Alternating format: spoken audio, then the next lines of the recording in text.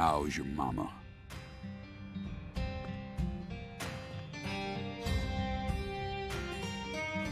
So, you're that hotshot FBI agent I keep hearing about. And who might you be? I came to claim the body of my daughter. My daughter, who was murdered in a holding cell after you detained her yesterday.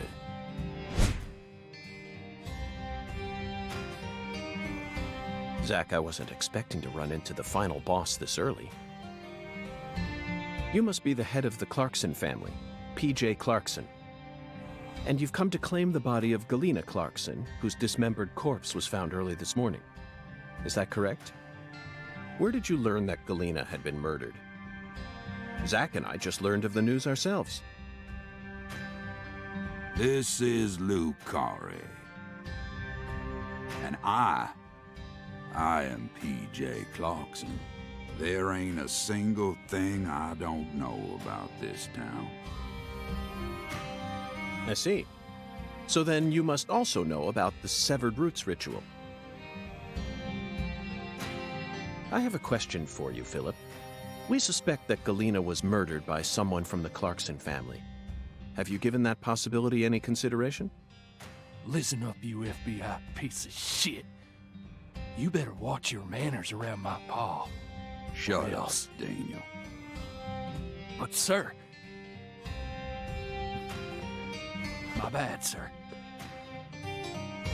I'll have you know I once had 3 children.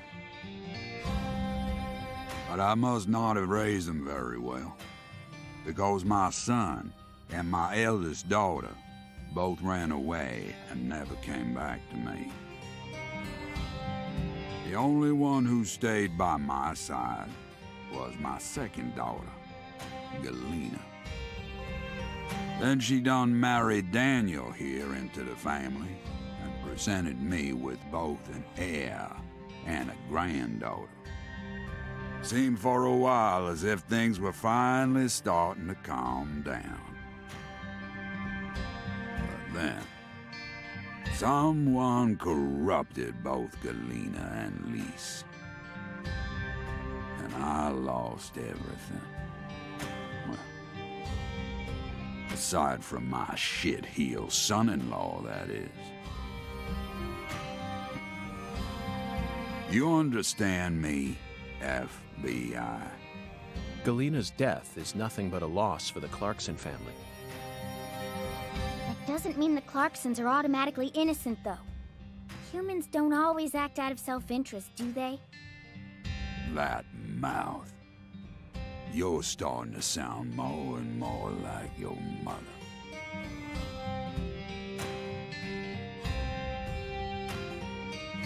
We're leaving, Daniel. What? But my treasure...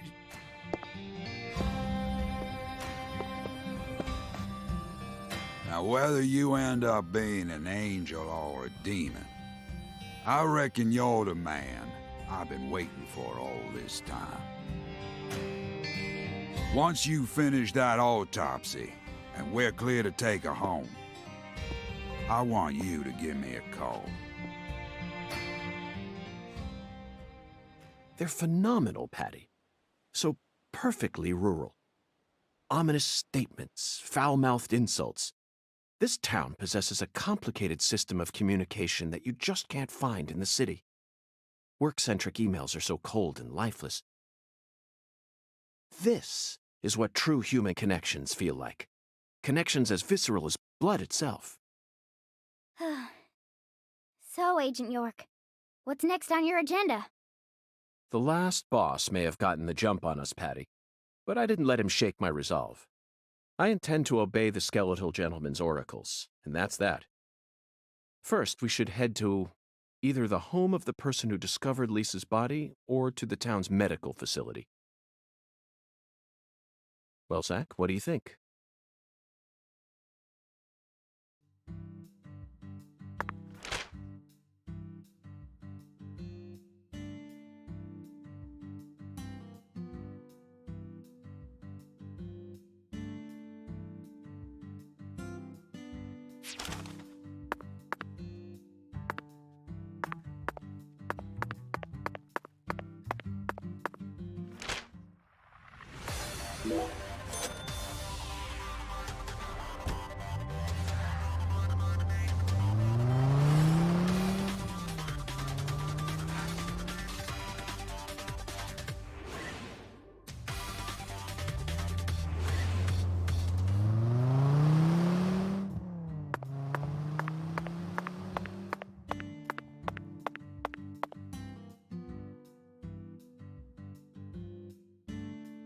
Hey, Agent York.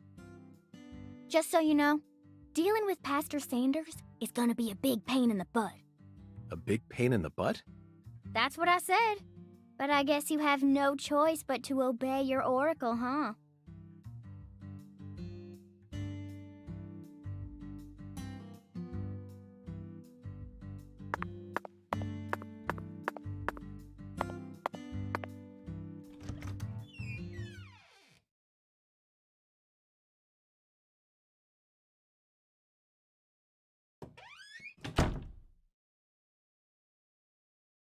I don't like hospitals. Why not? They soup folks up with medicine, cut 'em up, and then they try and act like they're your friends. Something ain't right about that, you know. It goes against the laws of nature. Plus, this is a church. So you got a pastor, a servant of God, actually playing God with his patients.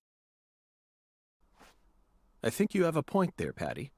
These days, we can neither determine death nor reproduce without the help of modern medicine.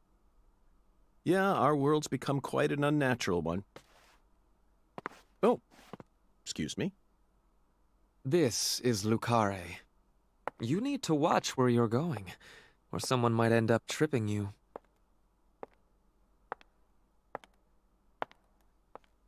Zach, it's her. The stylish woman who watched Lise die.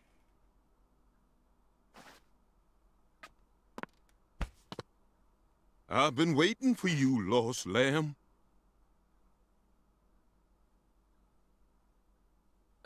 Hi there, Pastor. Would you mind letting go of me? I'm in a bit of a hurry right now. So pitiful. The Lord hungers.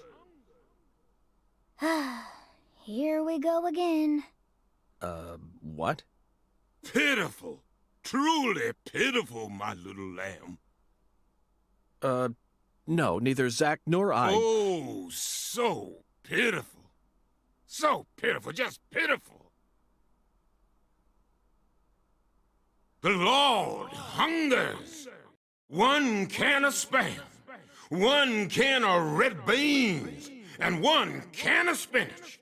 You are to offer up the taboo trinity. Taboo? Don't you mean the holy... Oh, how I pity you. Unlike us humans, the Lord never errs. Now, my pitiful agent, bring forth the taboo trinity at once. For it is the will of the Lord our God. See? I told you this was gonna be a pain in the butt. But Zach and I need to go after that stylish woman. Too late now. We need to obey God's will. The Lord hungers! Come on, hurry it up. We need to go. Well, Zach, I don't know what to say. First an oracle, and now an order from God? Maybe this is the trial that will yield the ticket to the goddess. Either way, it looks like we have no choice but to gather the taboo trinity. I guess it just goes to show that small towns are always filled with the bizarre and unpredictable.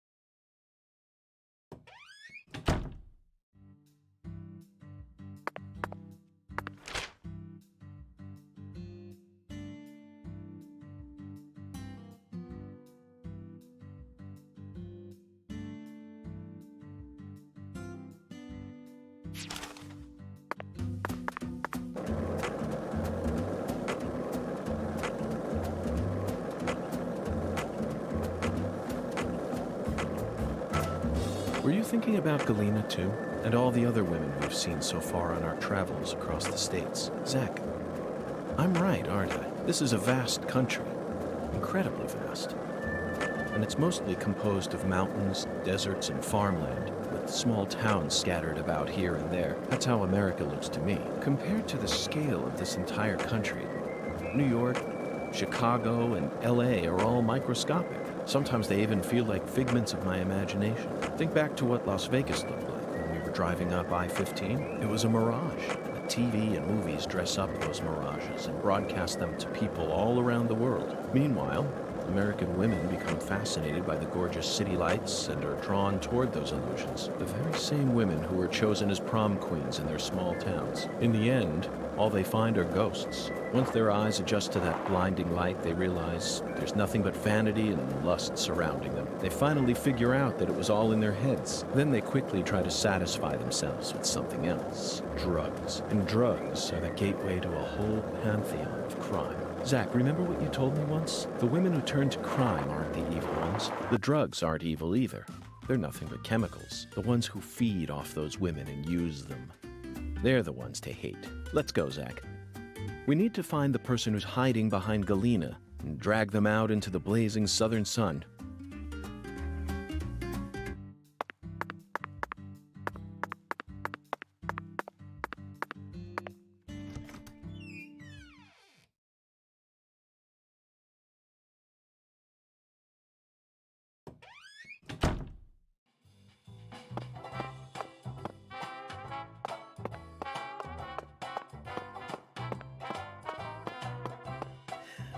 The air out there don't feel right today. You feel it too, honey?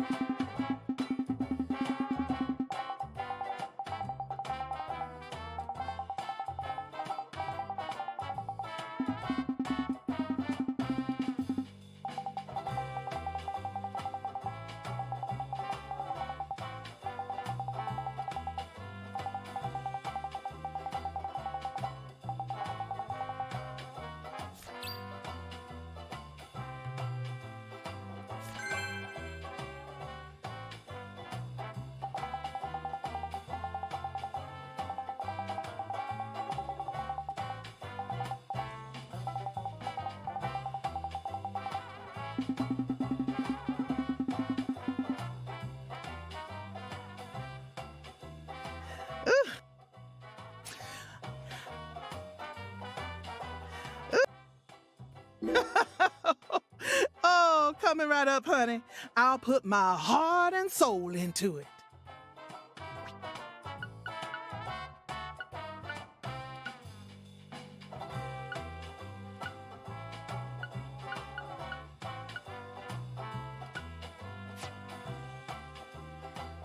Alexis, could I have some red beans and rice? Oh, my Lord. Sorry, honey, but no can do. We only serve red beans and rice on Mondays. That's a meal you eat when you're busy, like folks usually are on Monday. It's been a tradition here in Louisiana for as long as I can remember. Wait, honey, don't tell me. You're the type who does your laundry every day? Oh. Tradition, Zach. This is it. The Deep South. Louisiana. We need to obey tradition here and come back on Monday.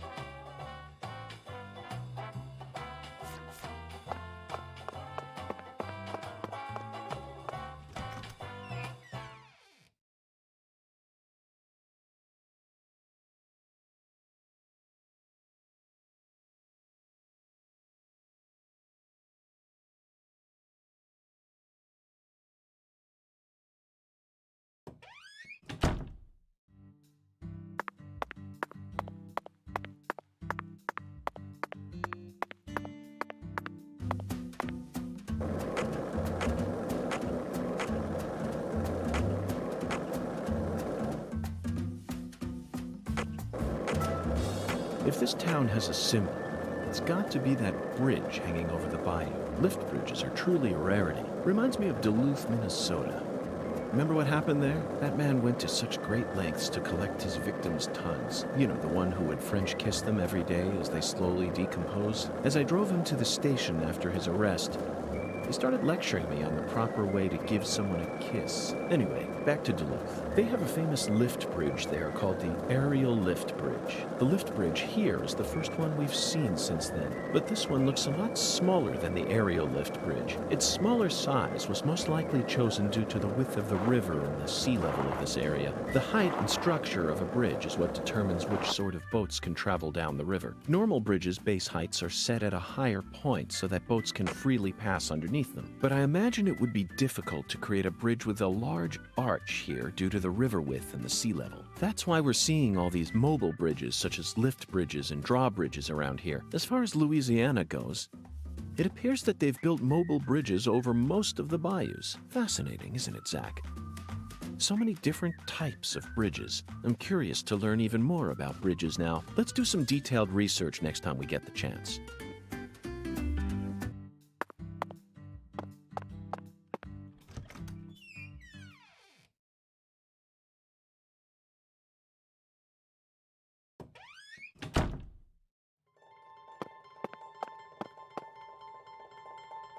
Do you carry any canned goods here? Canned goods? The vermin of the grocery store? Nay, I think not. Understood, Mirror. Well then, if you'll excuse me. Wait.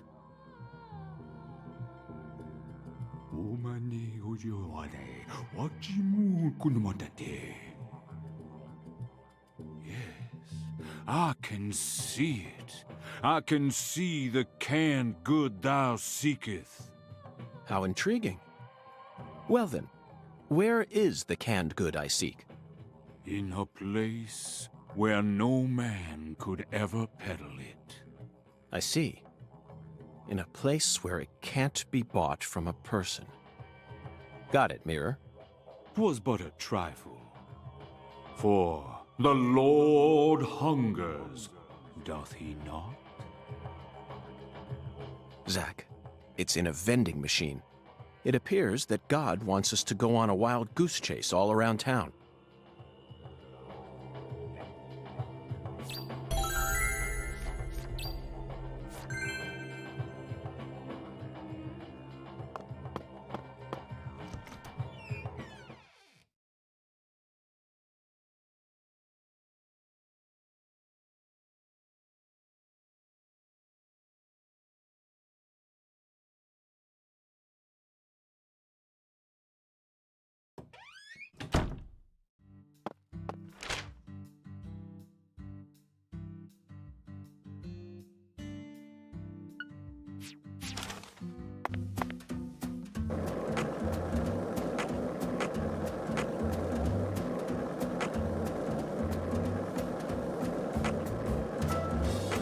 Hey, want to talk about bridges? Why? I've become obsessed with bridges, Zach, and there's no turning back now. Remember what we saw on our way here? Back when we were driving that hybrid car before we switched over to the skateboard. We passed over the Lake Pontchartrain Causeway. The longest bridge over water in the entire world. Remember the sudden downpour that made it impossible for us to see the road? The rain was so torrential that we couldn't see more than a few miles ahead of us. I'm sure local drivers are used to that sort of thing. They were all going normal speeds. I'll bet that scene reminded you of a certain film. Or perhaps a certain person. Violent City, 1970. Directed by Sergio Salima. I only ever saw it on TV when I was a kid, so I don't remember it very well. But I definitely remember that it featured a bridge. A long bridge. During the New Orleans part, that's the one thing I remember. That bridge must have been the Lake Pontchartrain Causeway. And the film starred Charles Bronson. Charles Bronson. Charles Bronson. What an amazing sound. You couldn't possibly find another man whose name matches his appearance so perfectly. Yes, of course I know that Charles Bronson isn't his real name. Charles Dennis Buczynski. That's his real name, but he's Bronson. Period. Zach, what's your favorite Bronson film? Death Wish? The Magnificent Seven? Rider on the Rain? Or Farewell Friend? They're all masterpieces. But to me, his greatest work lies elsewhere. That's it, Zach. No wonder we get along so well. I don't care what anyone else says. His greatest film by far is 10 to Midnight, 1983, directed by J. Lee Thompson. There's no realism to be found in this movie, but that's what makes it so great. One might even call it a fantasy masterpiece. It was certainly filled with unprecedented fantasy compared to other police thrillers, that's for sure. You know, Zach, I'm suddenly getting the urge to watch it again. Let's hurry up and solve this case so that we can go rent the DVD.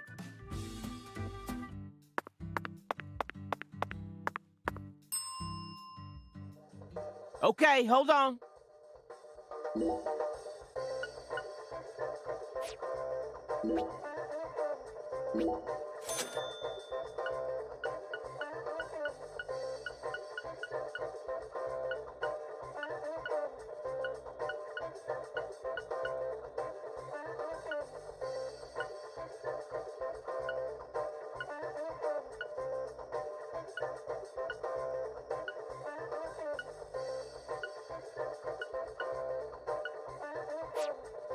Mr. York.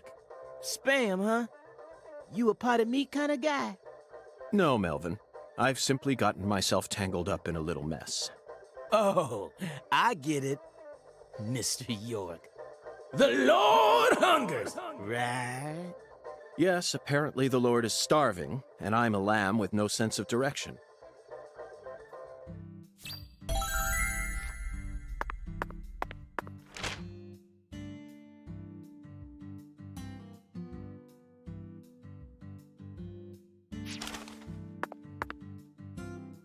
It really seemed like you knew who Galena Clarkson was. Well, I've never actually talked to her, but it's a small town. Pretty much all folks know who the Clarksons are, and Galena's supposed to be extra scary compared to the rest of them. Back when we saw her in town, I felt like she was glaring right at me, so I got real scared. No one will come out and say it, but I'm pretty sure they're all relieved that she was the killer. We're lucky the killer ended up being a member of the Clarkson family. Otherwise, the whole town would have turned into a battlefield. You've got a point, but did everyone really hate her that much? They didn't hate her. She hated them. She had this real peculiar way of treating people. I don't know how to describe it. Contemptful? Yeah, I guess that's it. She never opened up to anyone in town. She was rich, beautiful, and wanted to become an actress. So she went to a metropolitan city to refine herself. There's always a chance that people like her may develop prejudices towards those who stay in the countryside. A big chance, even. But just because a person has prejudices doesn't mean they'll go out and murder people. That's where my doubt lies. Was there any sort of omen which made people happy that she was the killer instead of someone else? I'm just telling you how I feel. How am I supposed to know if everyone else in town felt the same way? I never thought she'd actually go and kill her own daughter, though. There it is, Zach. It appears that her attempt to kill me wasn't simply a case of being in the wrong place at the wrong time. Maybe she was sad. Sad, perhaps. Instead of returning as a star, she was forced to come home after her dreams were crushed. That certainly sounds like a sad story, doesn't it, Zach? No, Agent York, not that kind of sad. The kind of sadness that keeps folks away, hidden behind her attitude. Is there a word for that? Maybe it ain't in her attitude or her words, but the way she appears. Yeah, it's in her eyes. They remind me of someone. Who? P.J. Clarkson? No, someone else. I can't remember. That's okay, Patty. Just let me know if you happen to recall it later. Until then, Zach and I will help you think. You didn't even twitch when you saw Galena's body. Why would I? Dead things can't hurt us, right? Girls your age don't usually think that way. Do you have kids, Agent York? No, I don't. I'm not married either. Then you have no idea how girls my age usually think. Besides, I'm used to seeing dead bodies thanks to CSI, especially dismembered corpses like hers. You know, for a so-called profiling professional, you're pretty clueless. In that case, allow me to apologize. But don't you think it's a bit of a leap to discount my observational abilities simply because corpses don't scare you? I don't know. I mean, you're completely wrong. Do you know what I was thinking back there then? Of course not. I'm not a pro. The same goes for me, Patty. No manner of pro could ever know 100% of what another person is thinking. Unless, of course, that pro has a mental connection with them, like Zach and I have. If I was telepathic, I wouldn't have joined the FBI. I would have taken over a small country or become a messiah. Now who's making crazy leaps? I will admit, though, Patty, I feel like you and I have something in common. We definitely have similarities, even though they aren't as strong as the ones that Zach and I share. Whatever. Perhaps you and I grew up under similar circumstances. We're both unique cases. Huh? Unique cases? In your case, your beautiful mother's second husband became your daddy, but then your mama got sick, forcing you to take care of things, while you used CSI as your escape. Would you just knock it off? I ain't trying to act like some tragic heroine here. And I don't care that my daddy isn't the same color as me. You're way more narrow-minded than I took you for, Agent York. Narrow-minded? You're just realizing this now? Of course I'm narrow-minded. I'm a selfish man who lives life according to his own rules, with no interest in common sense. Naturally, this makes me terrible at reading situations, and I often end up angering people by total accident. But is it really that big of a problem? I've still made a contribution to society by solving numerous difficult cases, and I'm still terribly charming. And I'm still terribly charming. You and I have absolutely nothing in common. What kind of circumstances does a kid even need to end up like you? Try asking Zach. It's not my place to answer that one.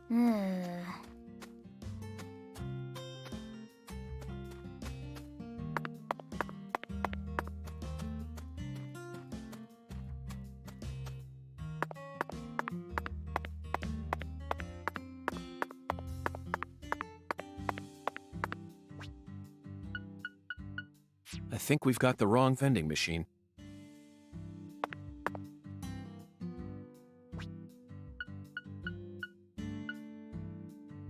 I think we've got the wrong vending machine.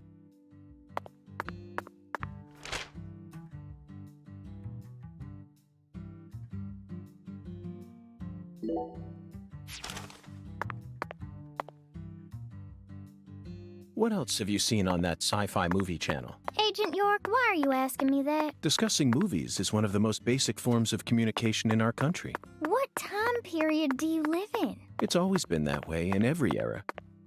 In this country, all dialogues always begin from films. Ugh. Says who? You're making me sick. Sick? Yeah, I feel like I'm gonna puke. I know just what you need to do, Patty. What? Tell me what other movies you've seen on that sci-fi channel. Ugh. You're so annoying. Fine. I saw this one movie where a pretty lady and an old guy fight, and they were both robots. Ah, Terminator 3, Rise of the Machines. 2003, directed by Jonathan Mostow. I knew you were an Arnold S. fan. Oh, you said it again. Oh, whatever. I'm not a fan of his or anything, okay? He just happened to be in it. So, what did you think? I knew of the name Terminator, but it was my first time seeing one of those movies. What? You've never seen Terminator? Well, the first two came out before I was even born. I know, but come on. It's Terminator. Boys probably like it, but I'm sure most girls don't give two craps about it. Oh, but I know it was directed by the same person who did Titanic. Titanic? Oh, you mean Raise the Titanic. 1980, directed by Jerry Jameson. But he didn't direct Terminator. He's famous for Airport 77 and The Deadly Tower. You probably know this already, but The Deadly Tower was based on the 1966 Texas Tower Sniper incident. I learned about it at the FBI Academy in Quantico. In the film, Kurt Russell plays Charles Joseph Whitman, the assailant. He really brought the character to life with an awe-inspiring performance. What's wrong, Patty? I'm just trying to talk about Terminator 3, that movie you saw, but you're not paying any attention. So be it.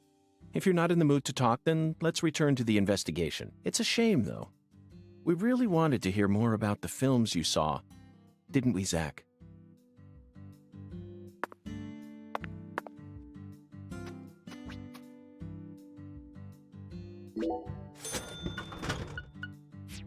Zach, we finally found our can of spinach.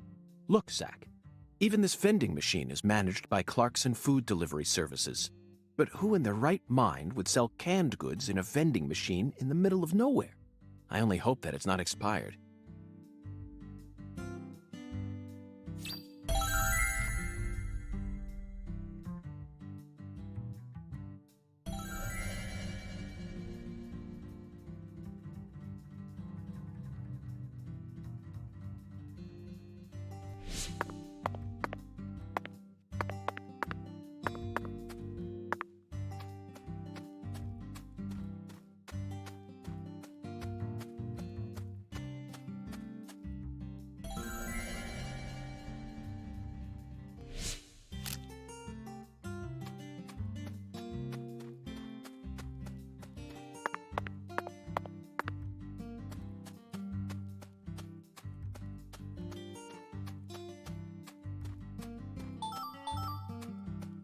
Hey, let's chat.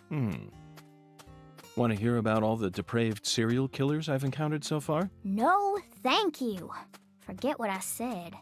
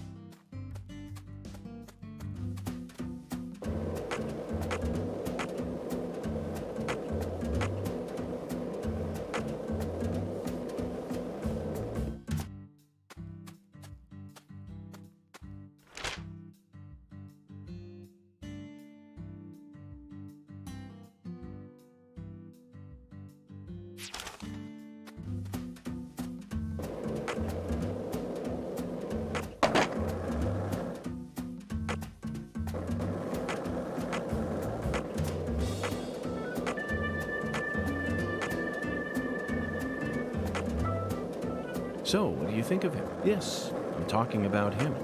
Unda, is the skeletal gentleman friend or foe? Or does he merely exist outside the realms of either? Still too early to tell, but it's clear that he'll be the key to uncovering this case's mysteries.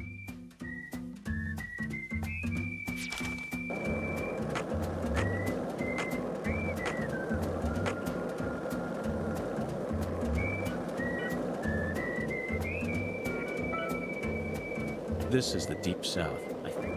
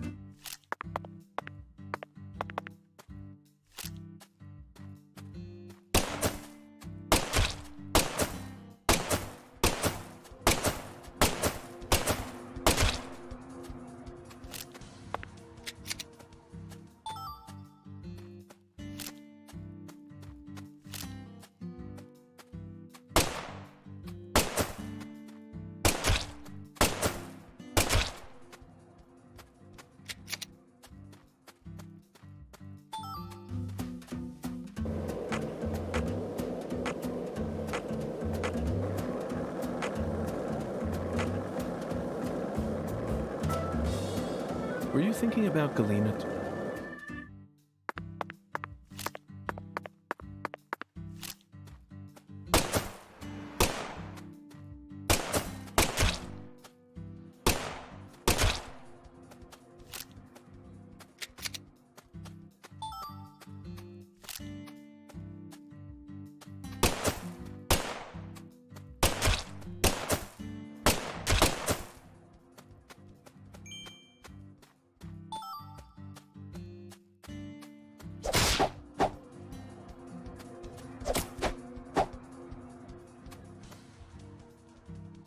Hey, Patty. What, Agent York? Nothing.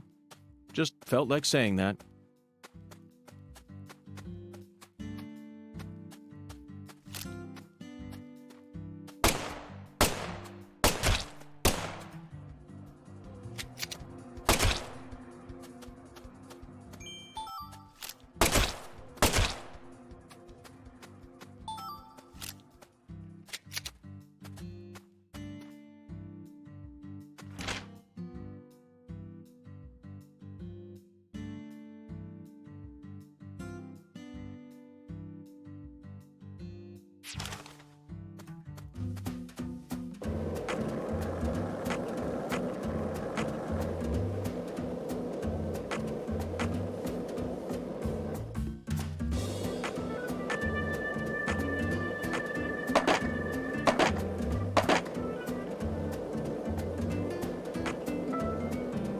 Zach, you're a coffee person, right? No sugar, only milk. Yes, I'm completely with you on that one.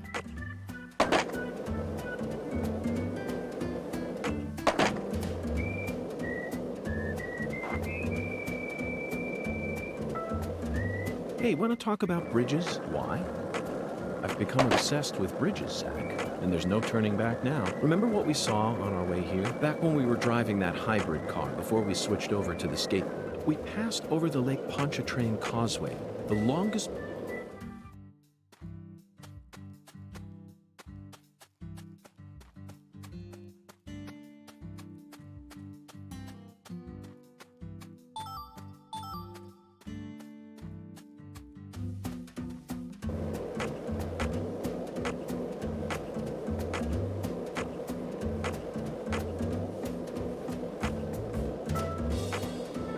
This town sure is peaceful, Zach. Yes, I know. I know what you're about to say. But that's why we're here. To protect this peace. Isn't that right, Zach?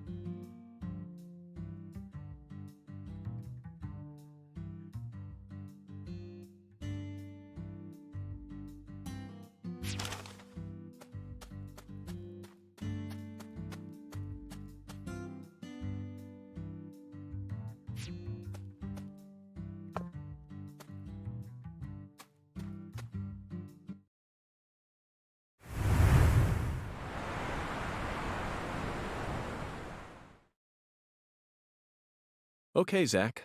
It's time to put our skills to the test.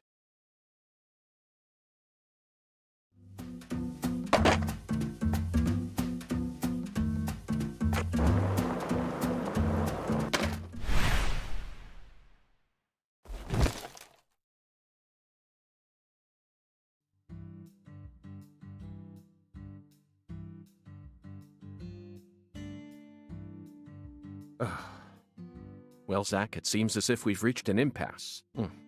I'm afraid we won't be able to proceed any further like this.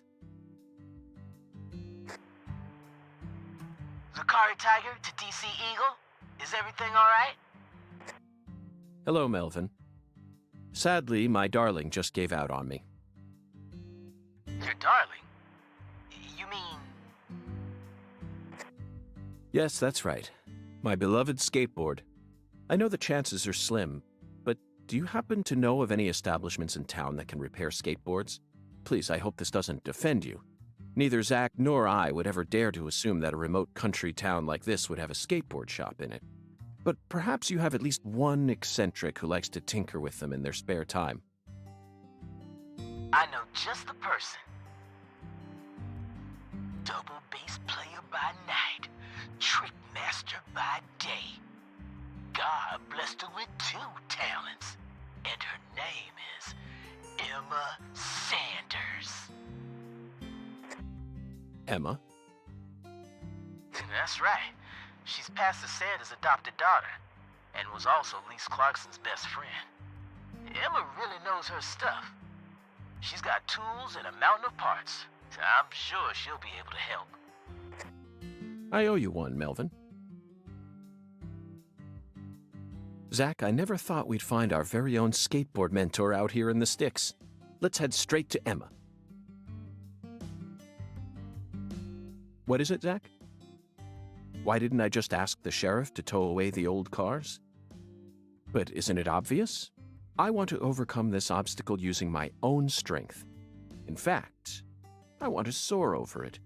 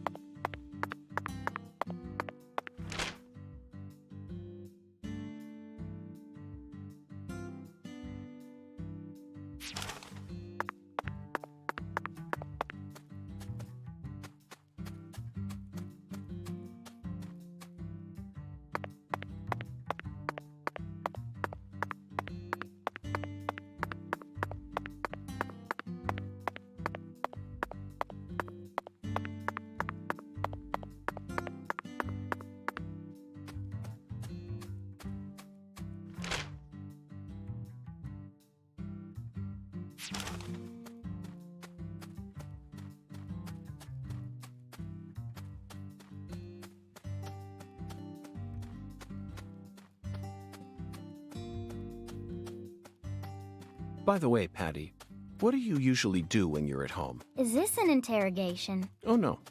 I just figured that since we're working together now, it'd be a good idea to learn a little more about you. Should an adult male like you really be asking a little girl this kind of question? Feel like I heard a story about this sort of thing on the news once. There's a time and a place for everything. You know exactly who I am.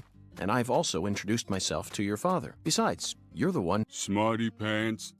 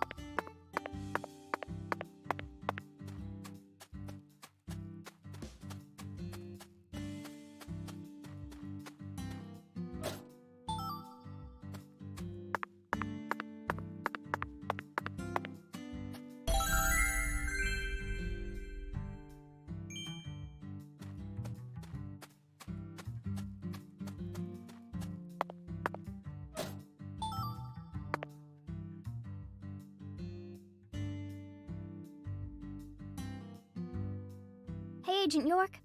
I feel like someone's in there. Let's go and see.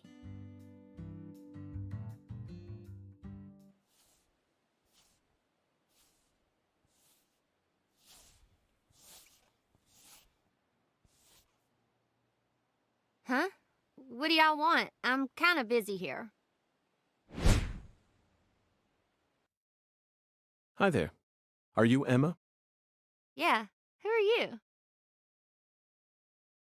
Francis York Morgan. I'm an FBI special agent. Please call me York. That's what everyone calls me. Agent York? So, what does the FBI want with little old me? I already told the police everything I know about Lise. Emma, I haven't come here to talk to you about Lise. Although I suppose it's sort of connected in a way. My darling is broken, and I need you to fix her. You call your board your darling? I never heard that one before. All right, let me see it. I'll try and assess the damage.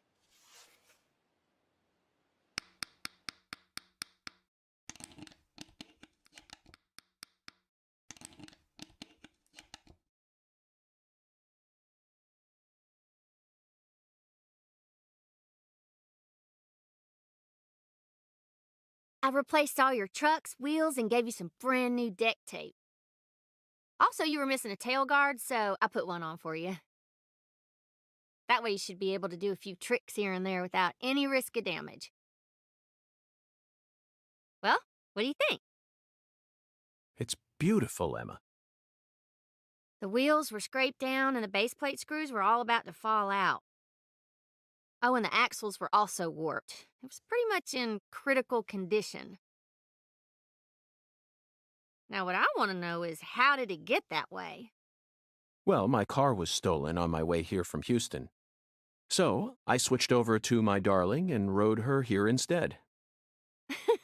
You know, you're crazier than you look. Emma, would you mind answering another crazy question for me? I want to use this board to soar, literally. Would you mind teaching me a trick that would allow me to do so? You mean you want to do a wally? Ooh, well, I'd be happy to teach you how, but it's too cramped in here. Oh, I know where we should go. You want to learn too? You sure? Seems like you're interested. Whatever. I know you're just gonna come along anyway. So you should at least learn the basics.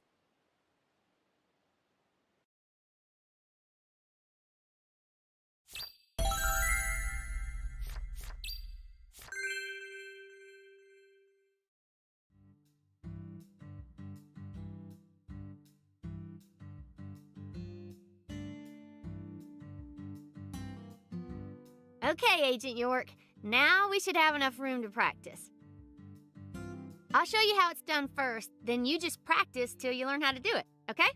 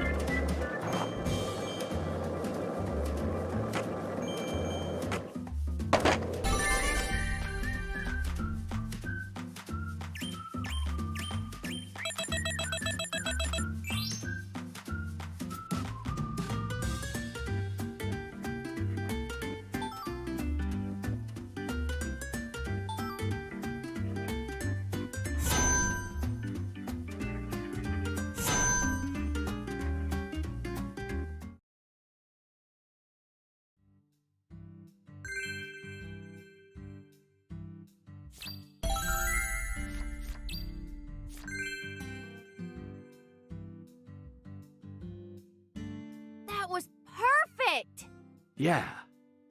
Thank you, Emma. I only learned that new trick thanks to your guidance. Now I'm sure that Zach and I will be able to reach our destination without any trouble at all. Thank you for assisting in the investigation. Glad to be of service. If your board breaks again, or you feel like customizing it a bit more, I'm pretty much always there during the day. I'm also taking some time off school because of what happened with Lise. Skating and playing music are the only things that help me escape the pain of losing her.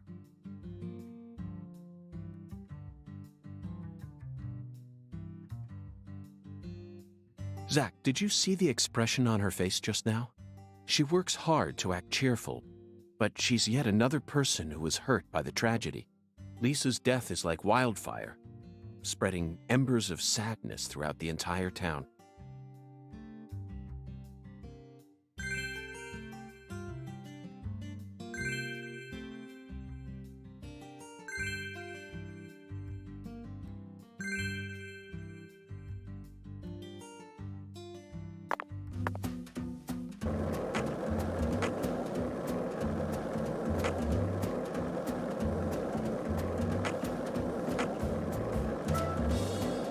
If this town has a symbol, it's got to be that bridge hanging over the bayou. Lift bridges are truly a rarity. Reminds me of Duluth, Minnesota. Remember what happened there? That man went to such great lengths to collect his victim's tongues. You know, the one who would French...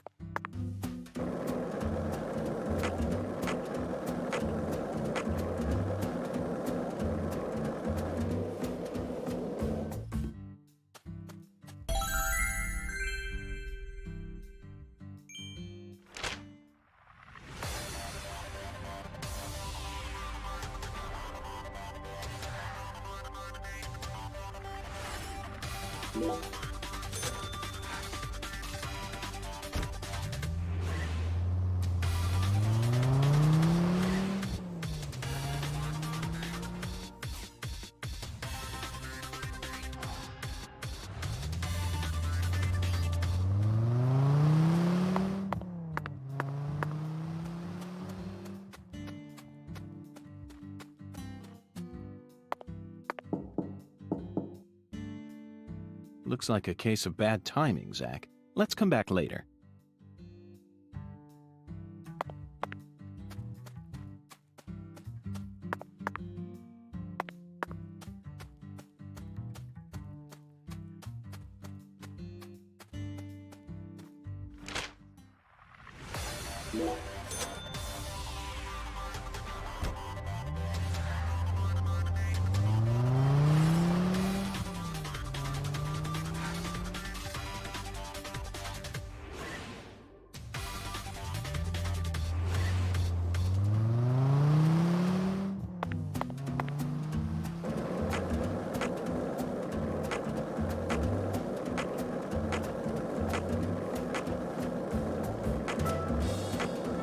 This town sure is peaceful, Zach. Yes, I know. I know what you're about to say. But that's why we're here. To protect this peace. Isn't that right, Zach?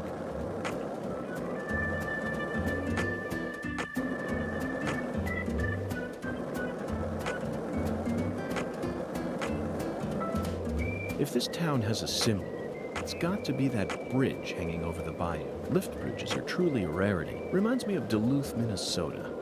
Remember what happened there? That man went to such great lengths to collect his victims' tongues. You know, the one who would French kiss them every...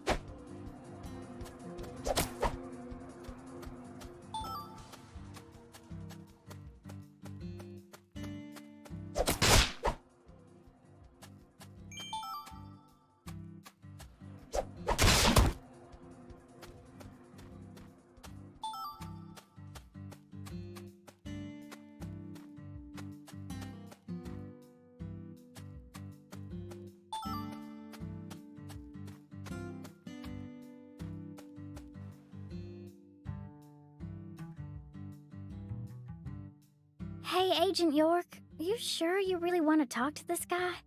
He kind of scares me. Patty, there's no need to worry. Just hide behind me and you'll be fine.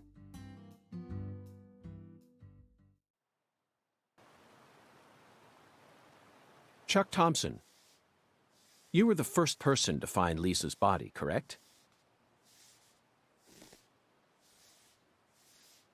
I'm FBI Special Agent Francis York Morgan.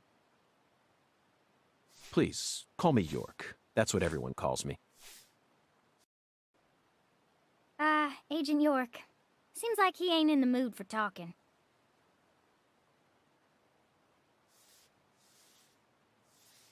Chuck Thompson, may I have a word with you?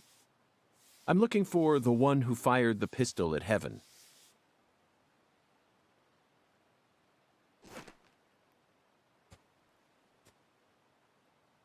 You trying to say I gotta aim up to shoot 'cause of my height?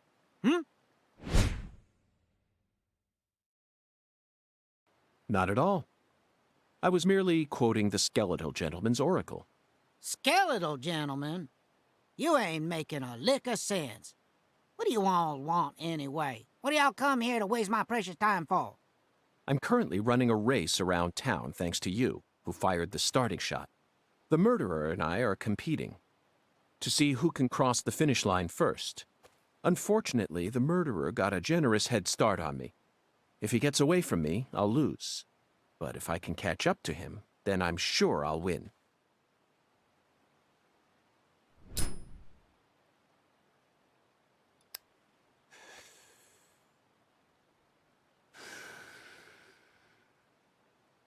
So please, Chuck, tell me, how did you find Lisa's body? Her body was hidden under a bridge on the bayou, very close to the Mississippi River. It's got to be at least a few miles away from your farm in this swamp, right?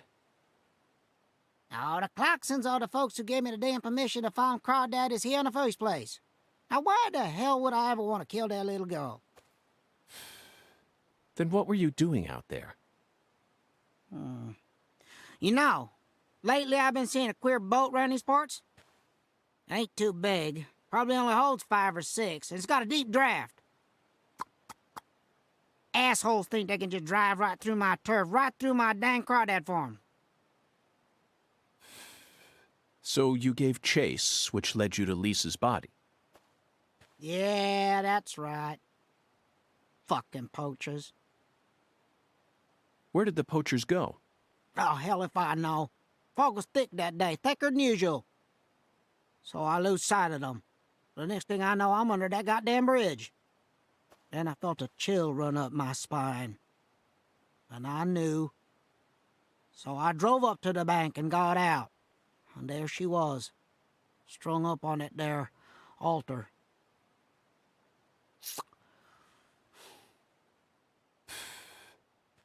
Did you know Lise personally? Yeah, I knew her a little. She never showed me no disrespect, unlike the rest of those damn Clarksons. They so rotten I can smell it from here, same as the shit at the bottom of this here swamp. Heavy, heavy. Yeah. There was a little better when their boy Lenny was still around. Lenny? Yeah, Leonard, PJ's son.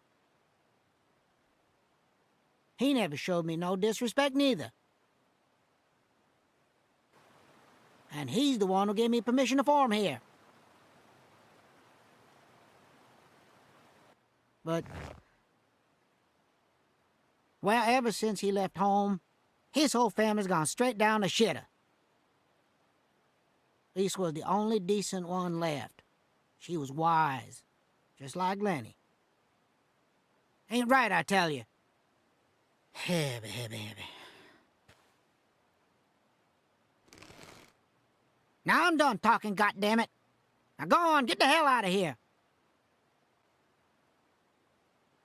Philip mentioned something about his son leaving home. That must be Lenny. Did you know about that, Patty? Everyone in town knows about it. By the way, Zach, do you remember what we saw when we were skipping stones? That boat with the dragonfly crest. Zach, no matter where we go in this town, we're constantly assaulted by information related to the Clarkson family. Just where is that skeletal gentleman trying to lead us?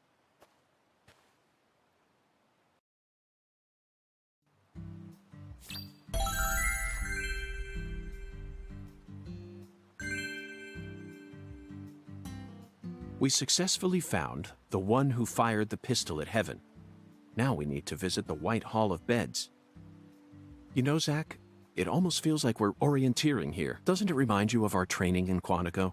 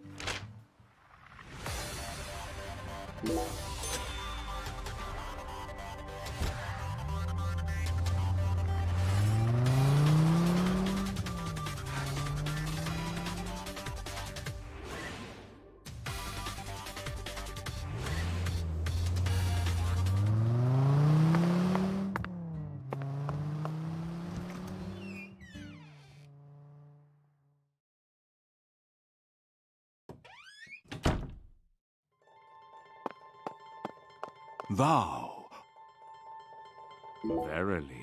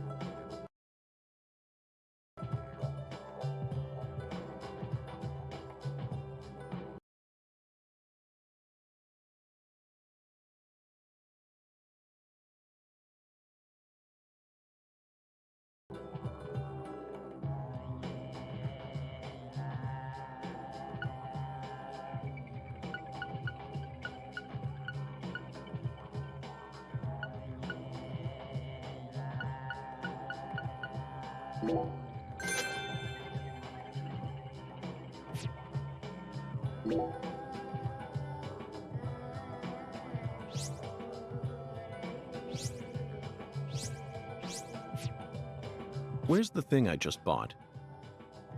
All awaits thee at the altar. Altars exist, whether thy needs exist. The bedchamber of thy hostelry doth possess one therewith. So where's my thing? All altars lead to the other realm. Thusly, all periapts in thy possession may be confirmed at any altar. The other realm? Forsooth. Any mirror may metamorphose into an entrance to the other realm. You can see the same world as the skeletal gentleman? I am the mirror. As my name doth suggest, I am the looking-glass given flesh. Zach, it appears that there's still a lot about this world that we don't understand. This is the deep south. There's no telling what might happen next.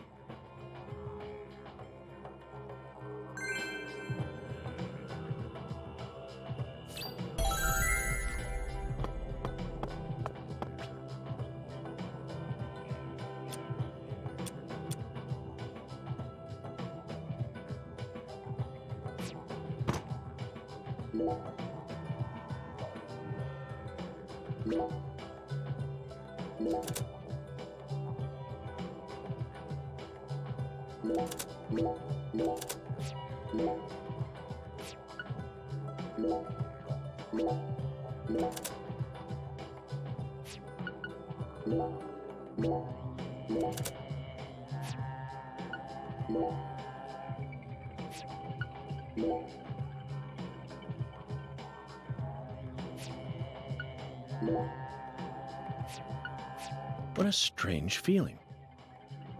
It looks like there are spots to place other items as well. If we find anything that seems like it might fit, let's bring it back here. What, you think that sounds like a pain in the neck? Surely you know that all rituals work this way. Blessings from beyond will only come to those who exhibit the finest level of courtesy and reverence. In short, they're reflections of the self. Only with a mind deep in the dirt will you know true tranquility. Then your body will turn to dust and dance with the wind. Who came up with that quote? That one was all me, Zach.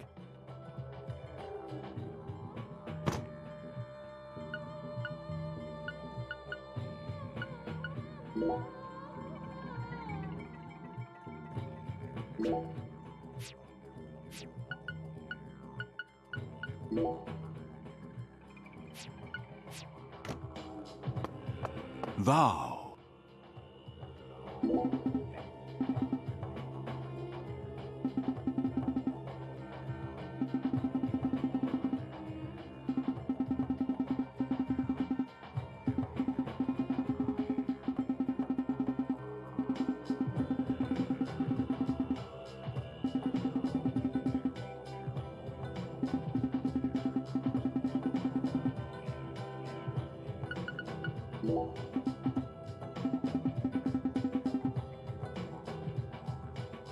Thou.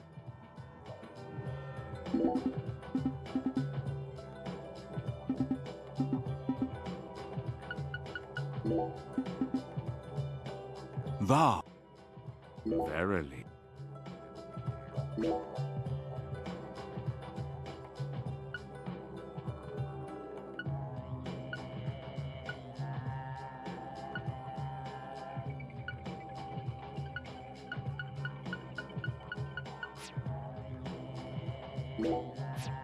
I can see thou hast to.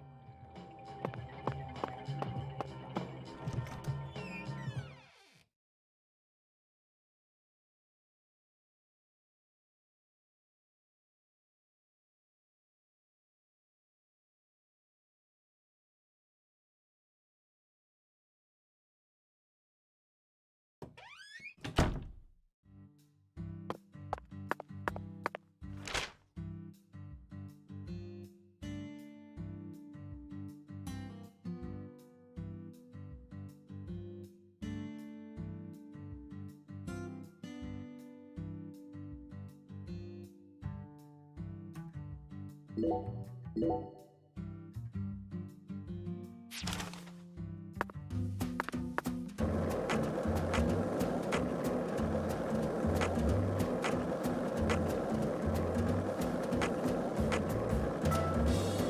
want to talk about bridges? Why? I've become obsessed with bridges, Zach, and there's no turning back now. Remember what we saw on our way here? Back when we were driving that hybrid car before we switched over to the skateboard. We passed over the Lake Pontchartrain Causeway, the longest bridge over water in the entire world.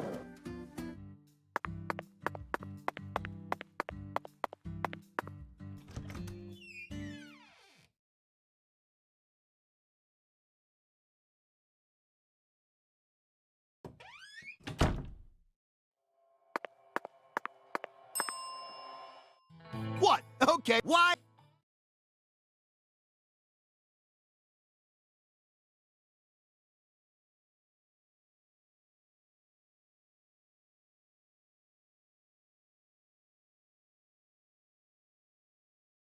How's the investigation come?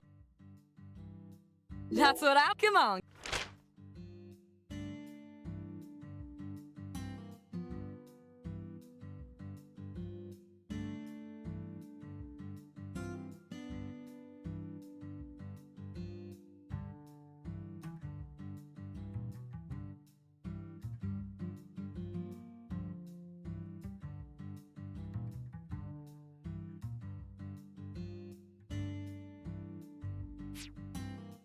Thanks for coming. Why? Goodbye.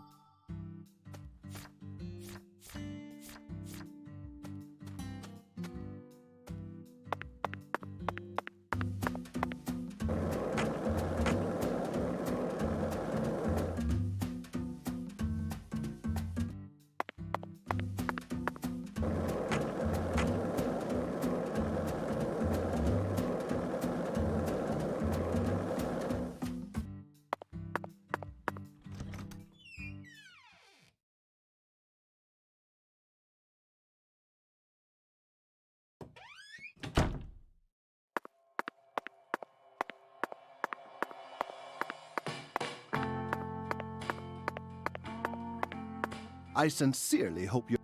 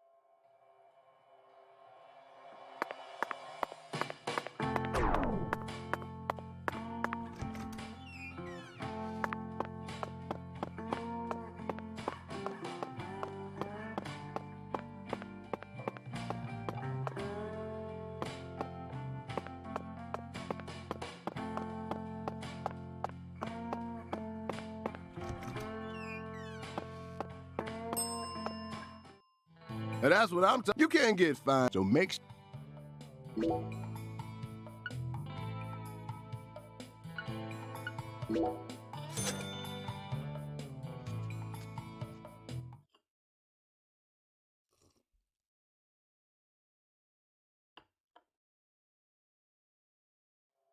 Thanks, mister. Next time you get.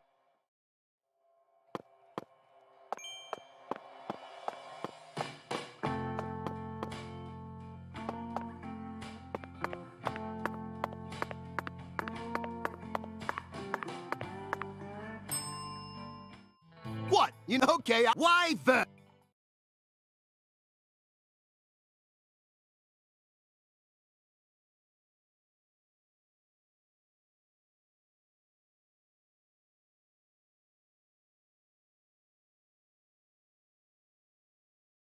How's the investigation?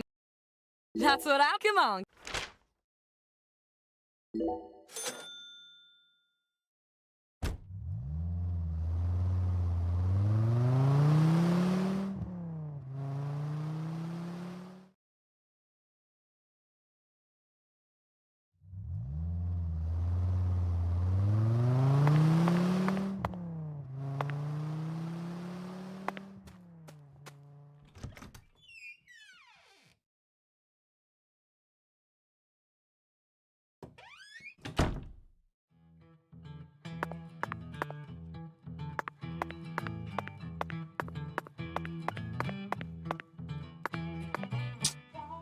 You again?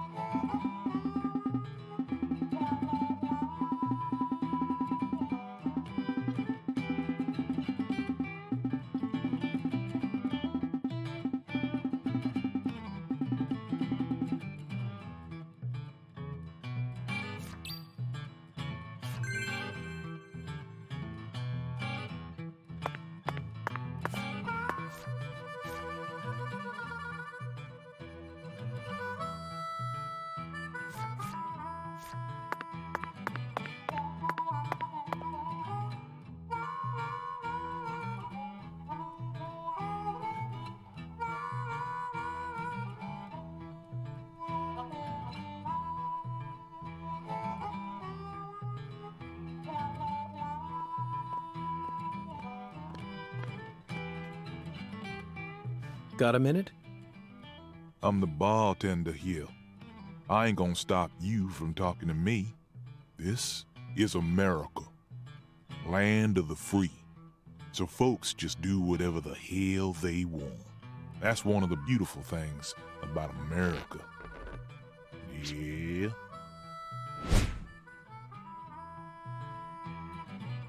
FBI Special Agent Francis York Morgan. But please, call me York. That's what everyone calls me. A bureau man, eh? You hear about Lise. Yeah. That I am. Very astute of you. What do you know about her? No one lives forever. Eventually, all life must come to an end. Yeah. So you don't know much about her? The girl I love was her best friend. That's all I know, man. Sounds like you're deeply connected to this case, then. Why are you giving me the runaround? Truth bomb number 1. Think good and hard before you reveal yourself to someone you don't know. Just some common sense for daily survival. Yeah. Hey, Bureau man, you change your underwear every day. Yeah. Here's another truth bomb for you. Clean, white underwear without a single stain on it. So pristine it shines. Your day doesn't truly begin until you slip them on. Yeah. Our world's filled with truth bombs. And that's about all I can really tell you. Zach, this man has got a very unique style to him. I reckon it's about time we stop flapping our gums here, Bureau man. Don't give up the good fight. Yeah. Later. One last thing. Do you always dress this way? I'm not quite sure how to put it, but you're practically naked. This is America, land of the free. I'm simply exercising my freedom. And as my fellow American, you need to respect my freedom. Yeah.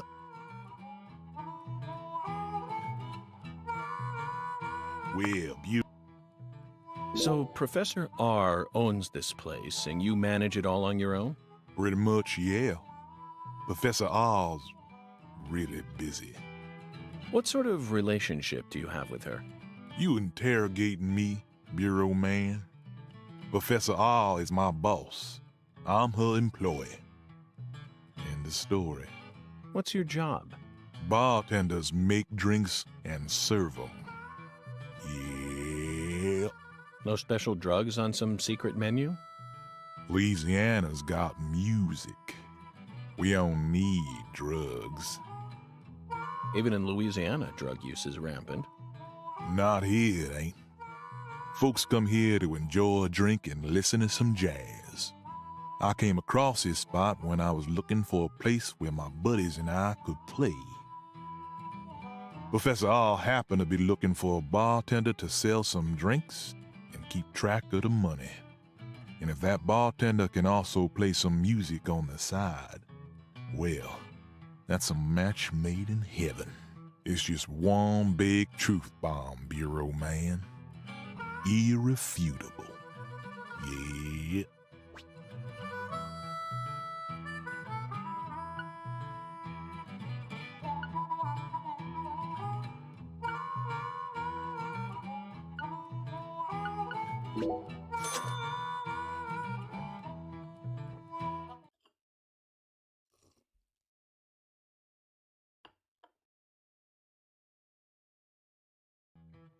Now you're a man that can hold his liquor, Bureau man.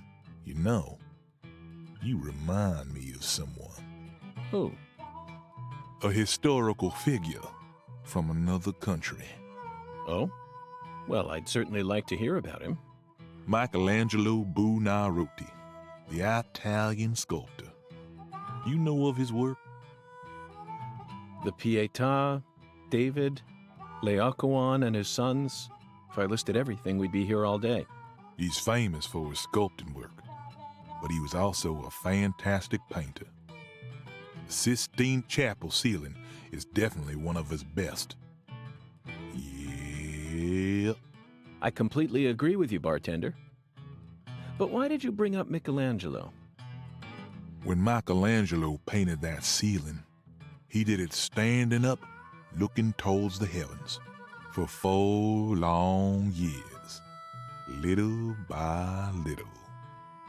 The ultimate task a single human can achieve over a period of 4 years. It truly is a masterpiece, worth every compliment. But why do I remind you of Michelangelo? Bureau man, what are you in such a hurry for? All right. What I've been trying to say is, I bet it was a real pain in the ass to draw that whole thing. And your job is a pain in the ass too. Yeah. Yeah, I guess you could say that. Well, there you have it. Have what? Just another truth bomb. Zach, he really got the jump on us back there.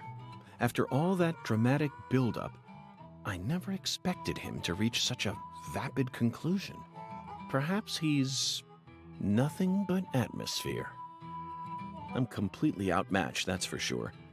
I could never hope to exude as much sheer atmosphere as that man, especially during such pointless conversations.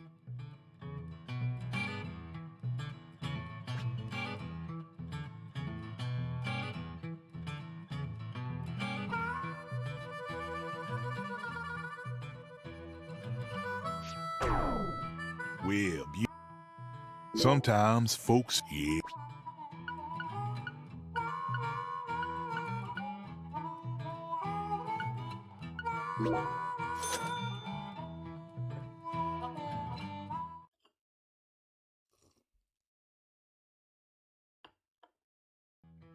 You'll be back, yeah. Remember, live.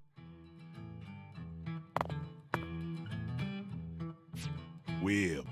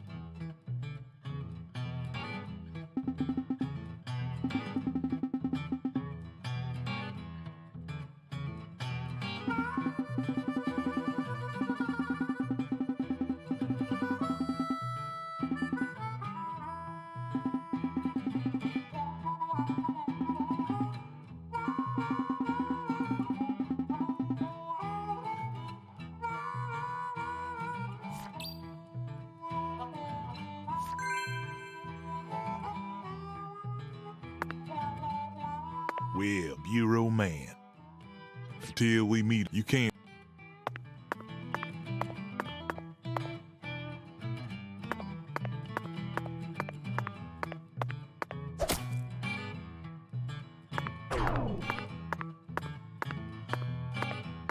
Well, sometimes, yeah.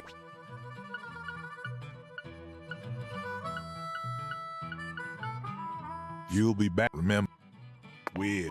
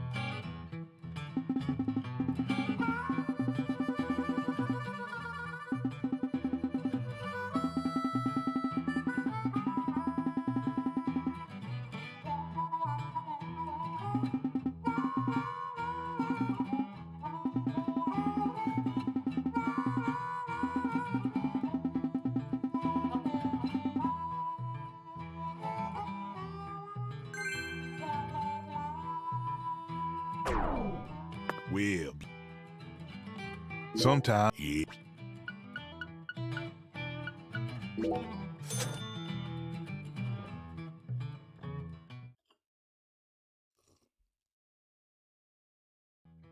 You'll be back, remember.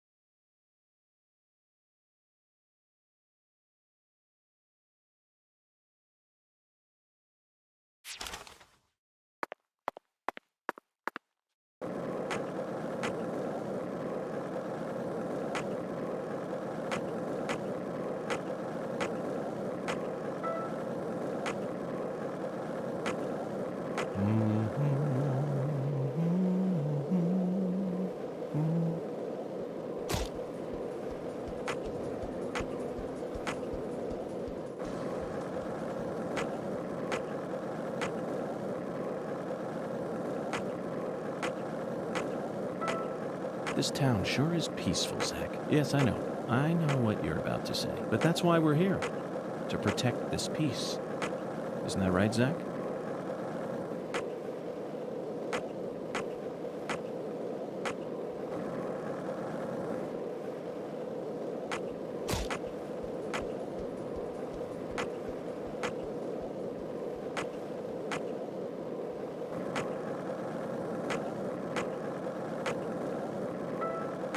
If this town has a symbol, it's got to be that bridge hanging over the bayou. Lift bridges are truly a rarity. Reminds me of Duluth, Minnesota. Remember what happened there? That man went to such great lengths to collect his victims' tongues. You know, the one who would French kiss them every day as they slowly decompose. As I drove him to the station after his arrest, he started lecturing me on the proper...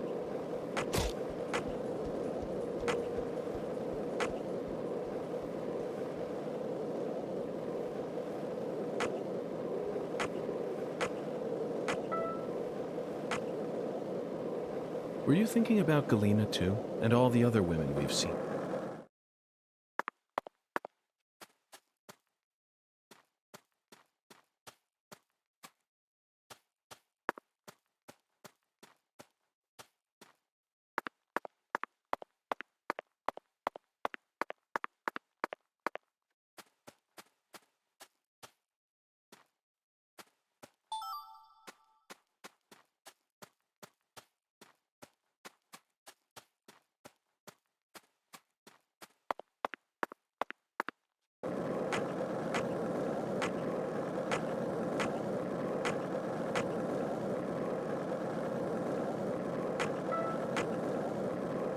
If this town has a symbol, it's got to be that bridge hanging over the bayou. Lift bridges are truly a rarity. Reminds me of Duluth, Minnesota.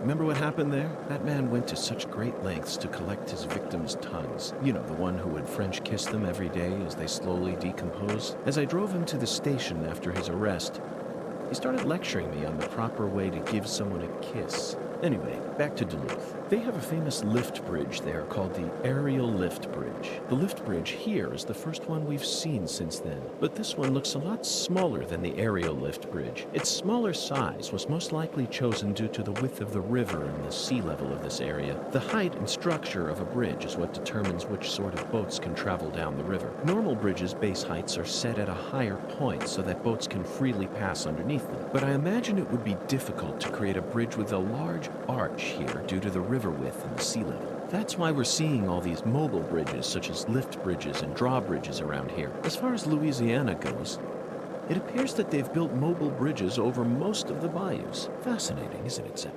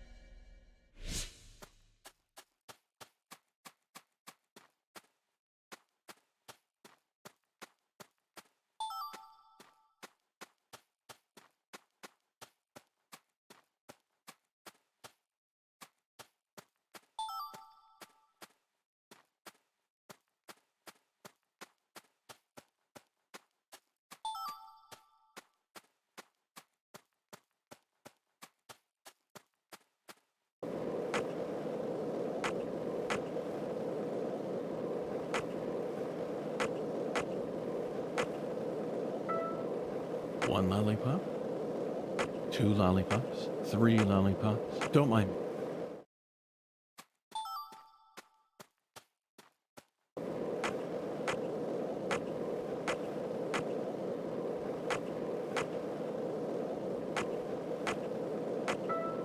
So, what do you think of him? Yes, I'm talking about him.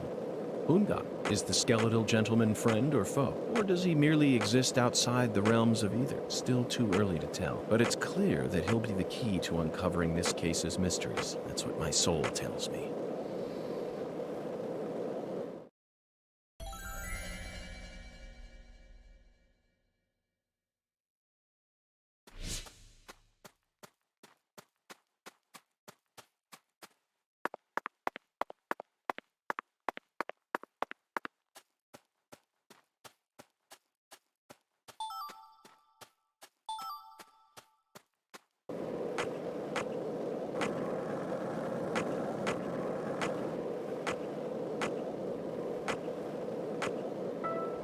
Hey, Zach. No, nothing.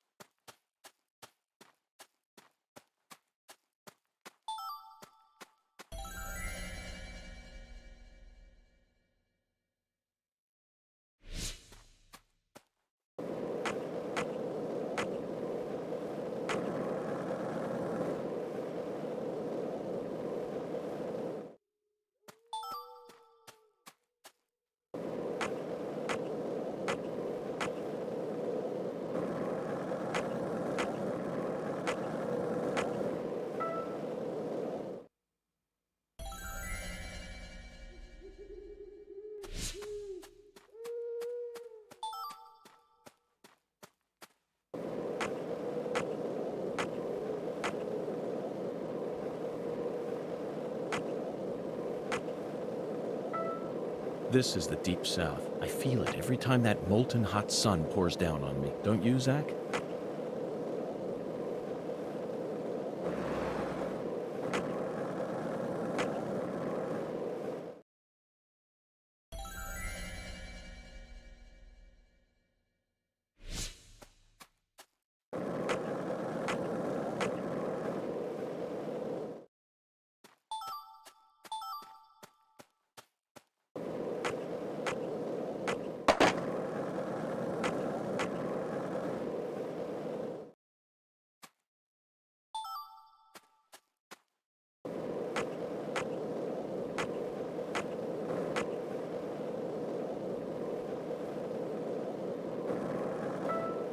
Hey, want to talk about bridges? Why?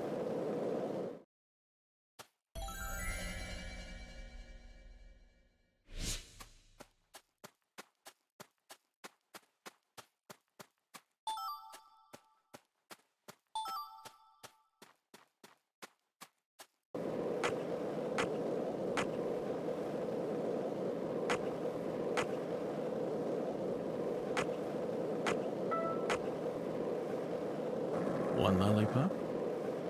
2 lollipops? 3 lollipops? Don't mind me, Zach. This is how I wake myself up.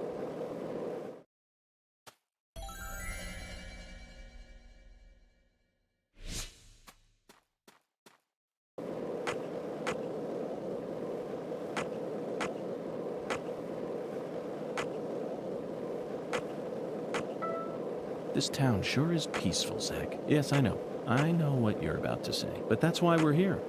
To protect this peace. Isn't that right, Zach?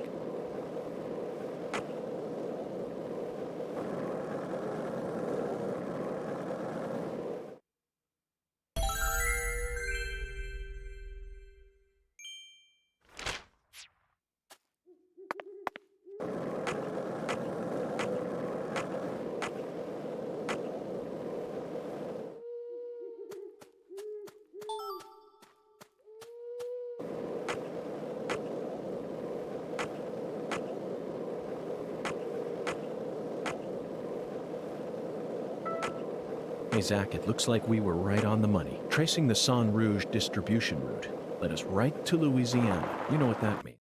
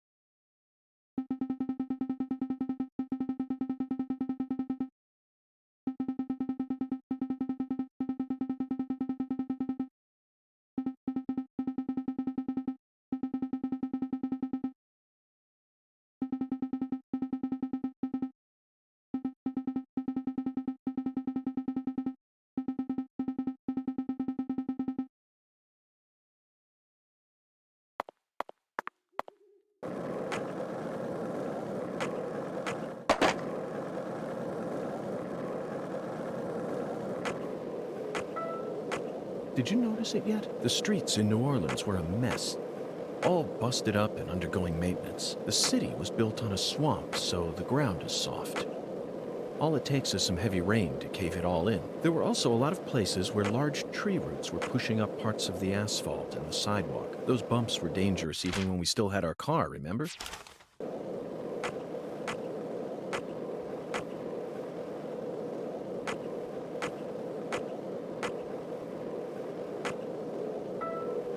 Were you thinking about Galena too? And all the other women we've seen so far on our travels across the states?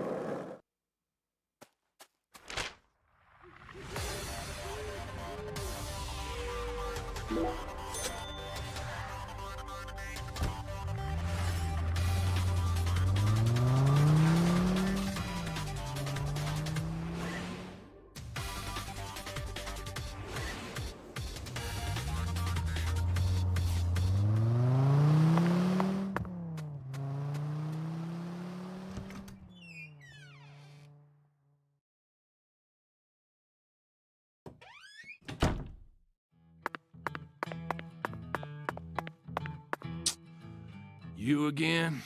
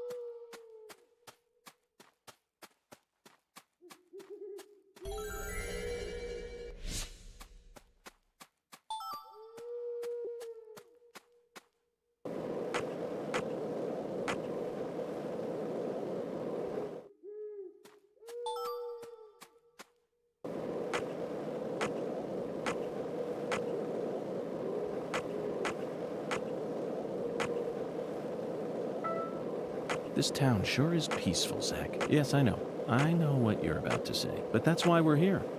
To protect this peace. Isn't that right, Zach?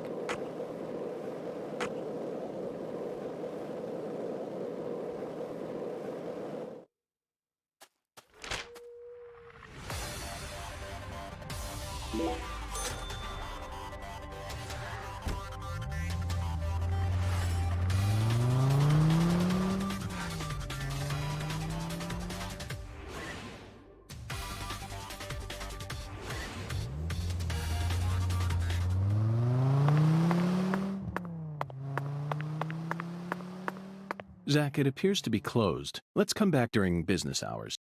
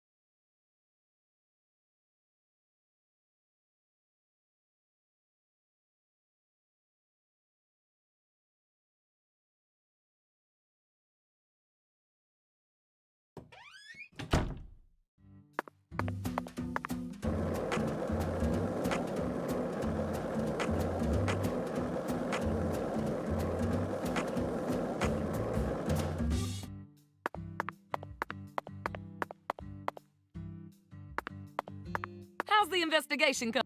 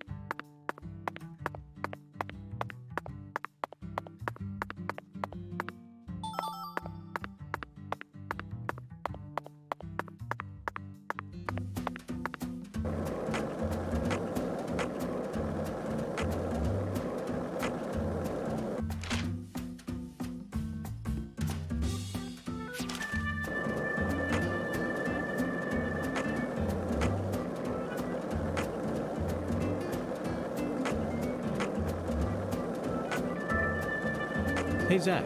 No, nothing. Just felt like saying that.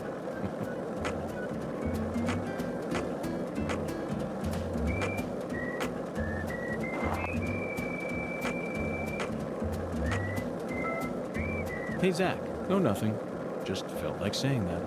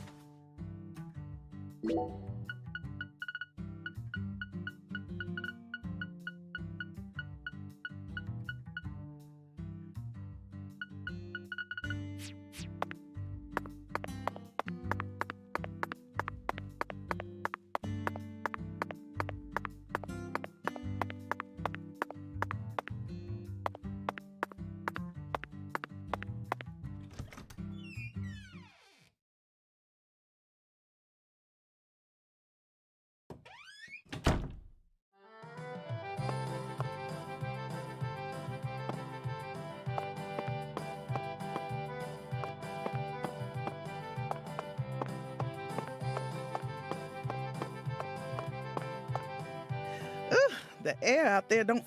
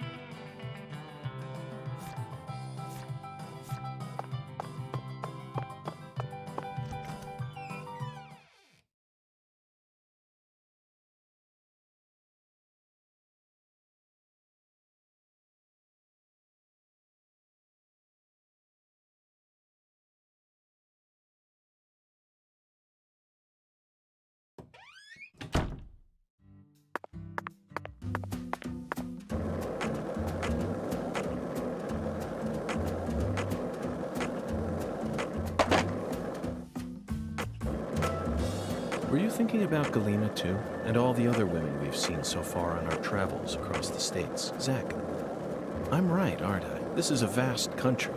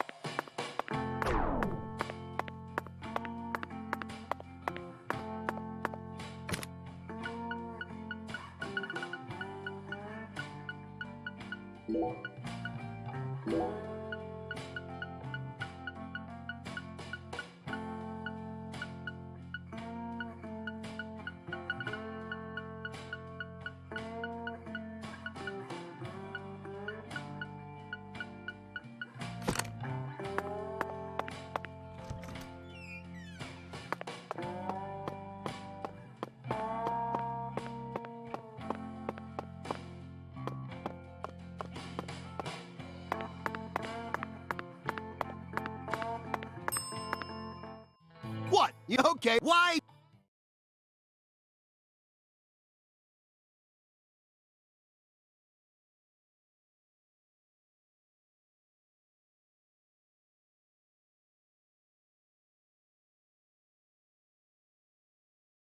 How's the investigation coming?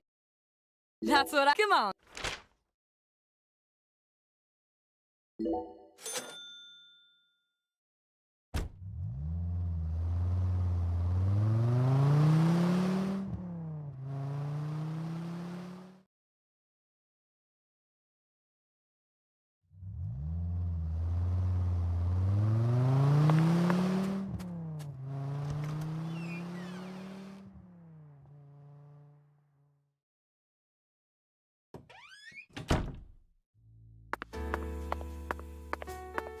Well, look what the cat dragged in.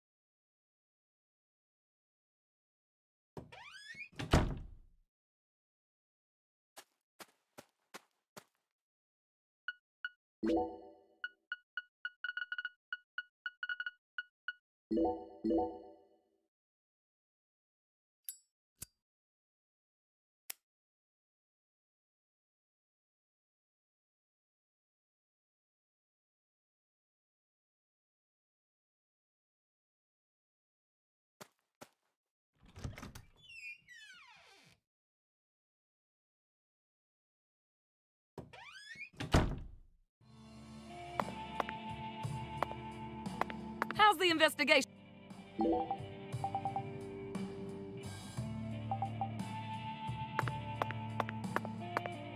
Hi, Agent York.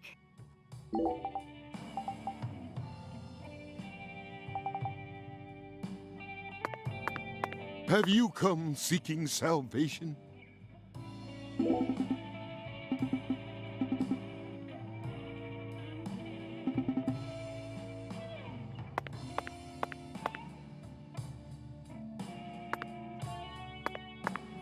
Well,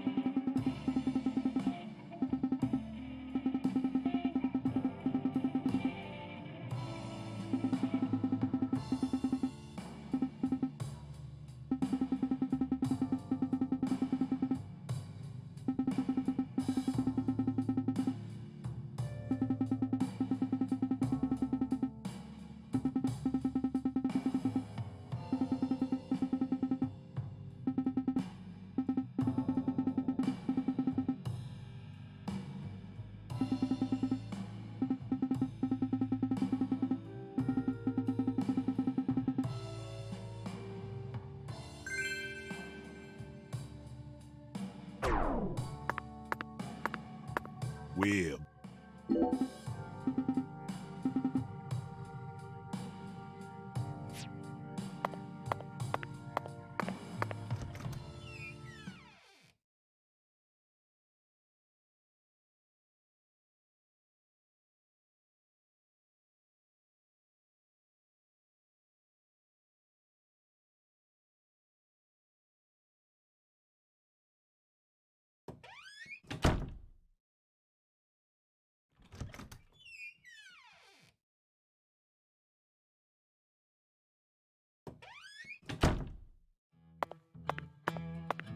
Well, sometimes, yeah.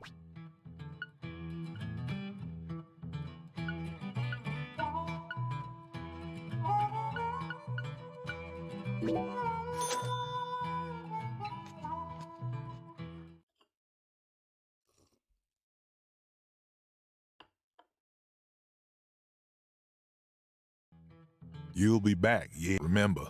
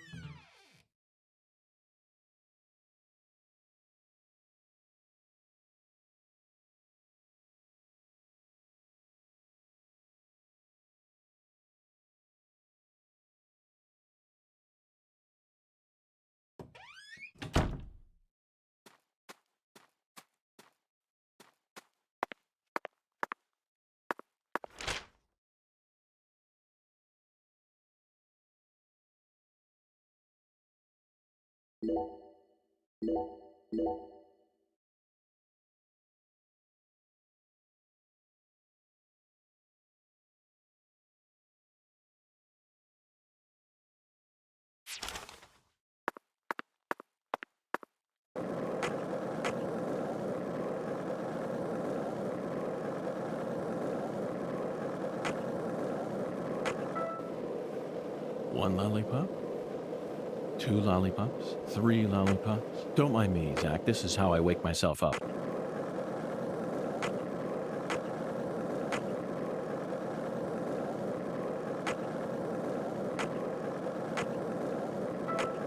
Zach, you're a coffee person, right? No sugar, only milk. Yes, I'm completely with you on that one.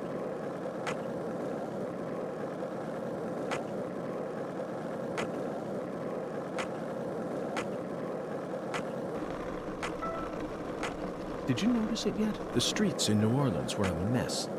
All busted up and undergoing maintenance. The city was built on a swamp, so the ground is soft.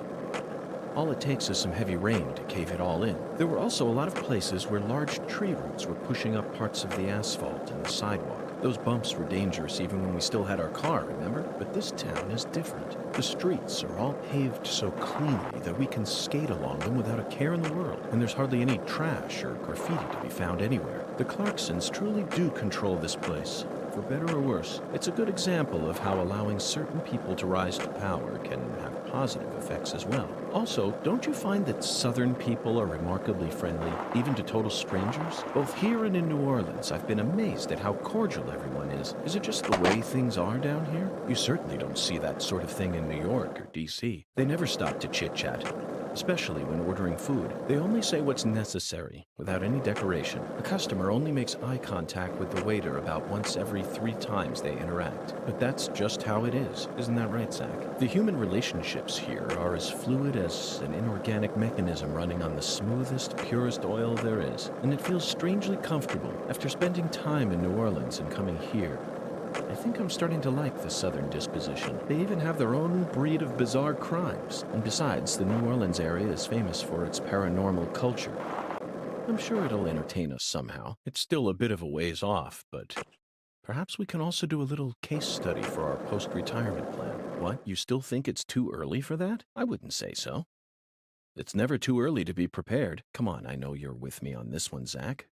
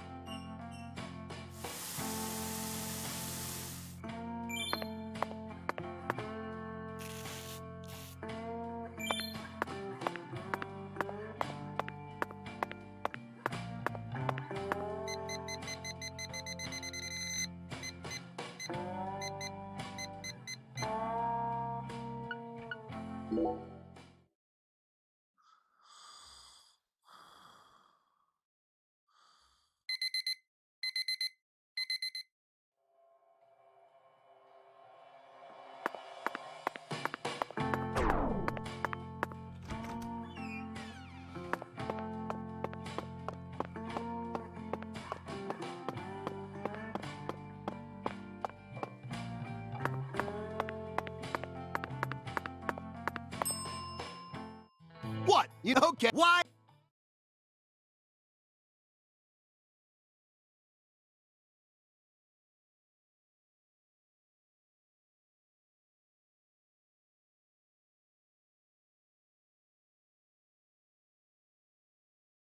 How's the investigation? That's what I... Come on.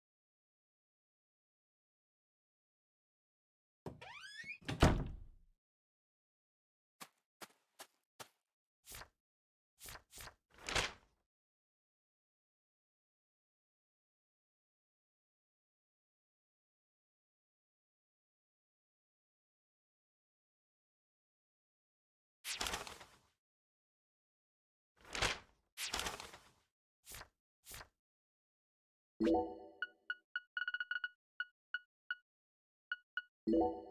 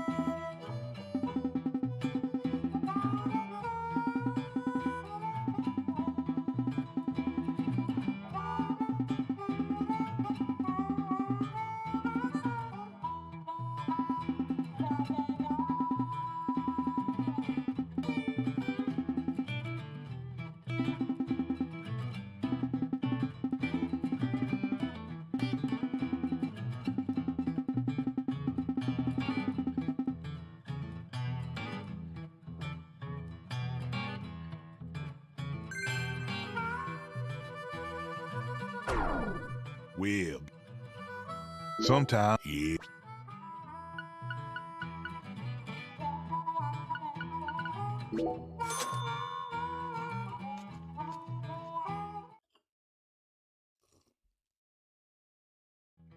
You'll be back, remember.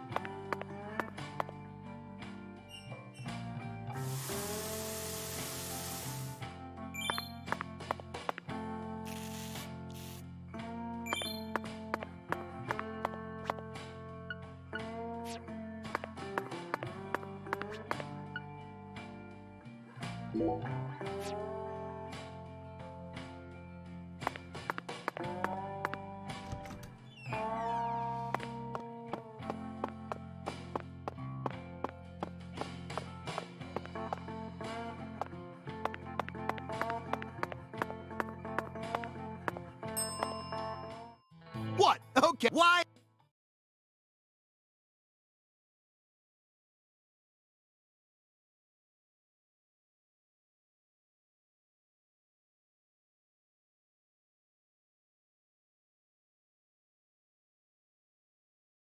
How's the investigation? That's what I... Come on.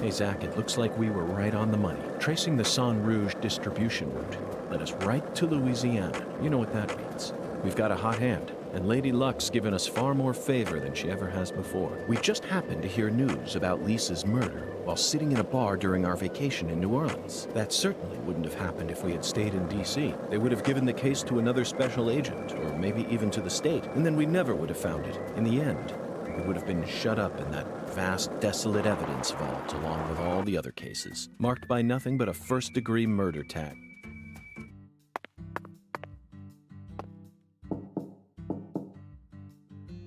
Looks like a case of... Let's come back later.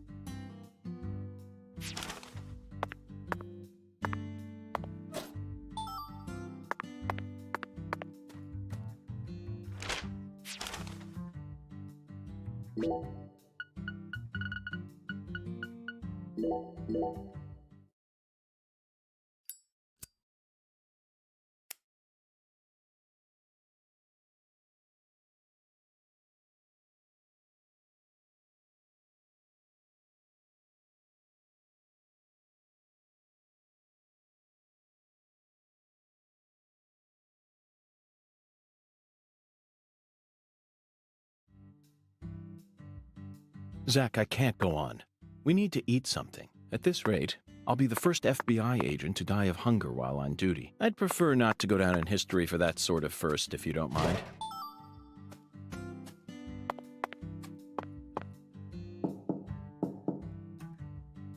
Looks like a... Let's come...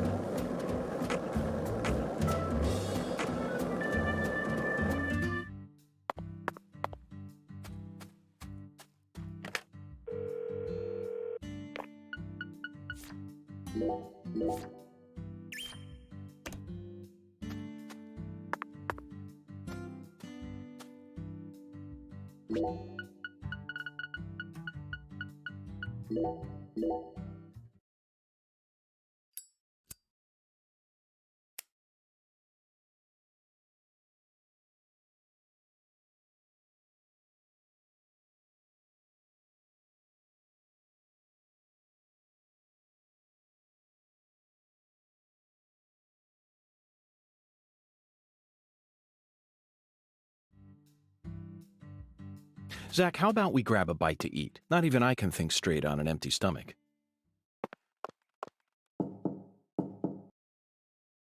Looks like a case of bad timing, Zach. Let's come back.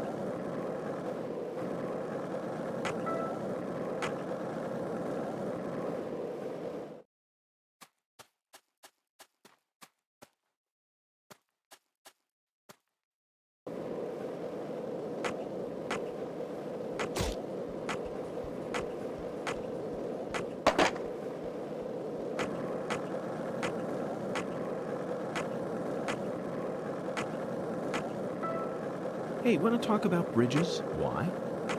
I've become obsessed with bridges, Zach, and there's no turning back now. Remember what we saw on our way here? Back when we were driving that hybrid car before we switched over to the skateboard. We passed over the Lake Pontchartrain.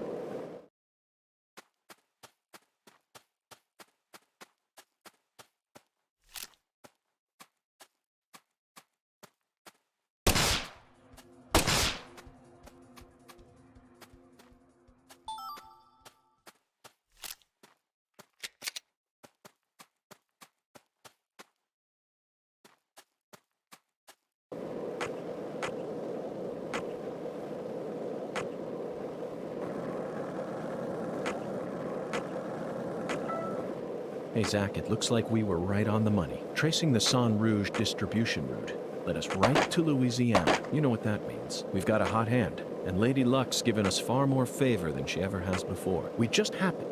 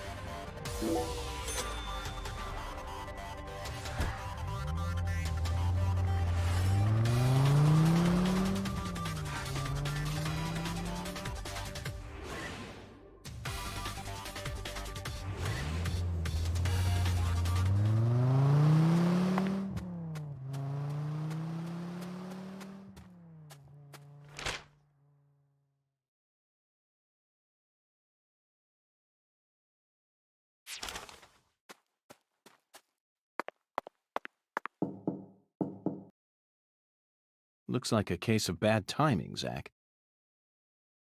Let's come back.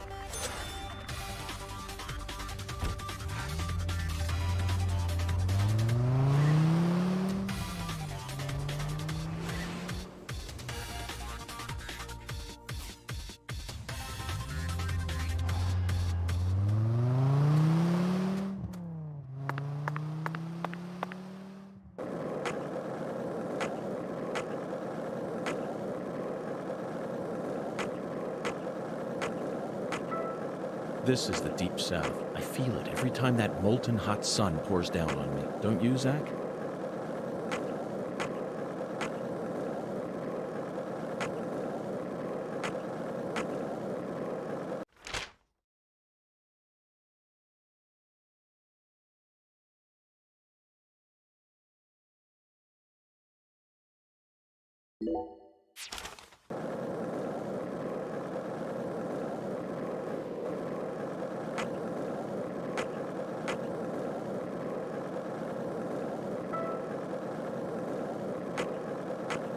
This town sure is peaceful, Zach. Yes, I know. I know what you're about to say. But that's why we're here. To protect this peace. Isn't it?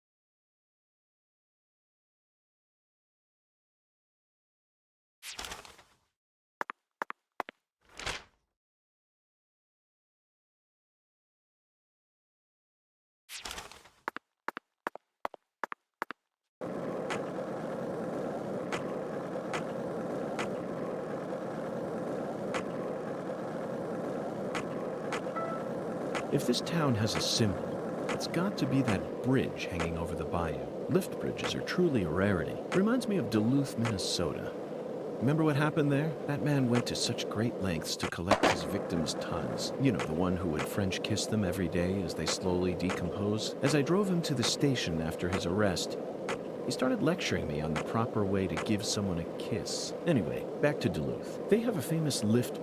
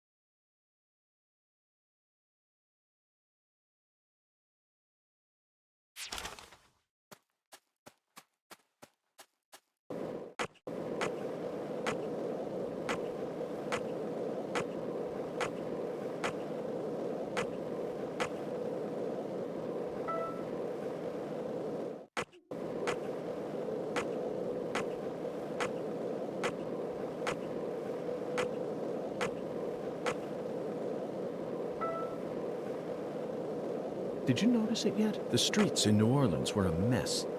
All busted up and undergoing maintenance. The city was built on a swamp, so the ground is soft.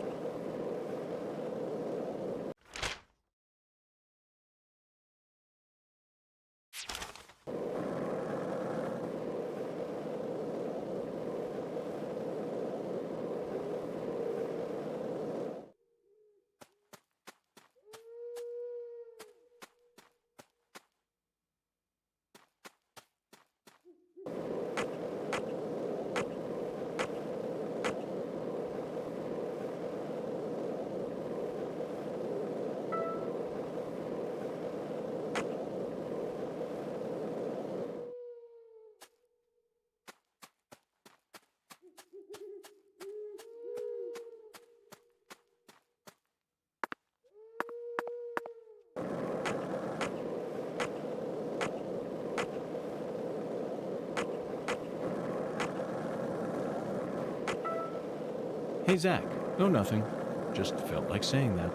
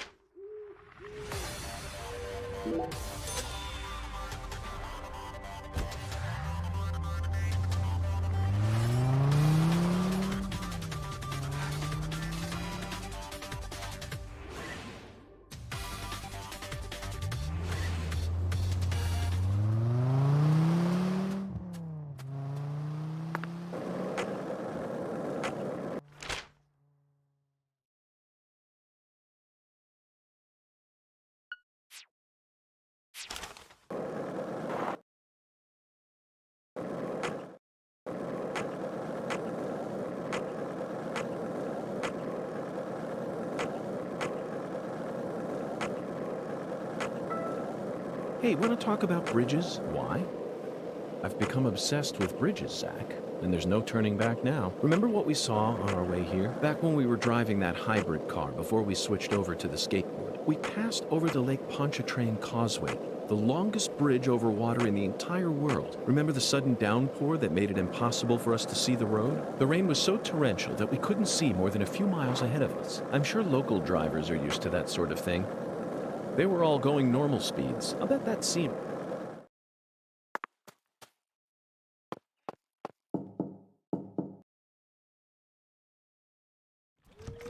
Well, Bureau man, you ever catch them crooks?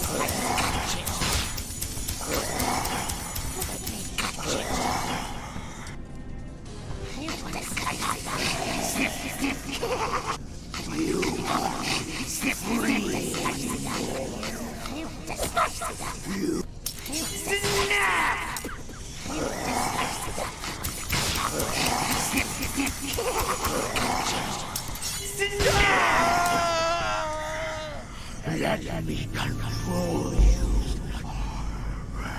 Let me own you.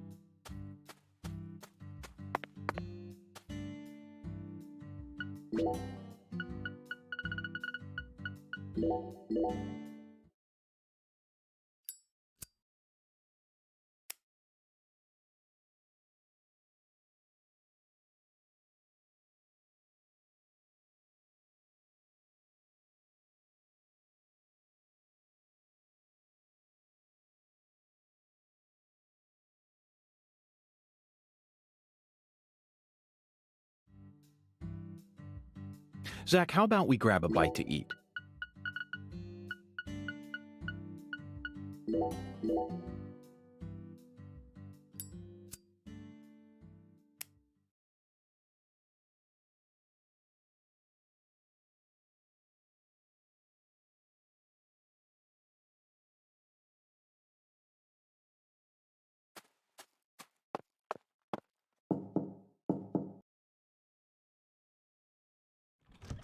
Well, Bureau Man.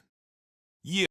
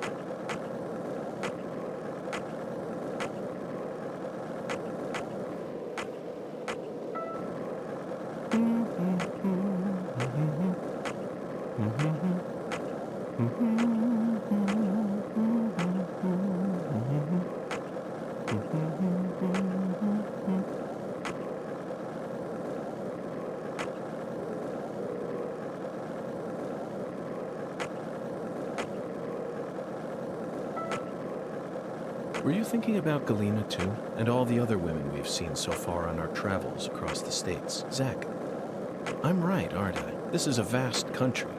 Incredibly vast. And it's mostly composed of mountains, deserts, and farmland, with small towns scattered about here and there. That's how America looks to me. Compared to the scale of this entire country, New York, Chicago, and LA are all microscopic. Sometimes they even feel like figments of my imagination. Think back to what Las Vegas looked like when we were driving up I-15. It was a mirage, but TV and movies dress up those mirages and broadcast them to people all.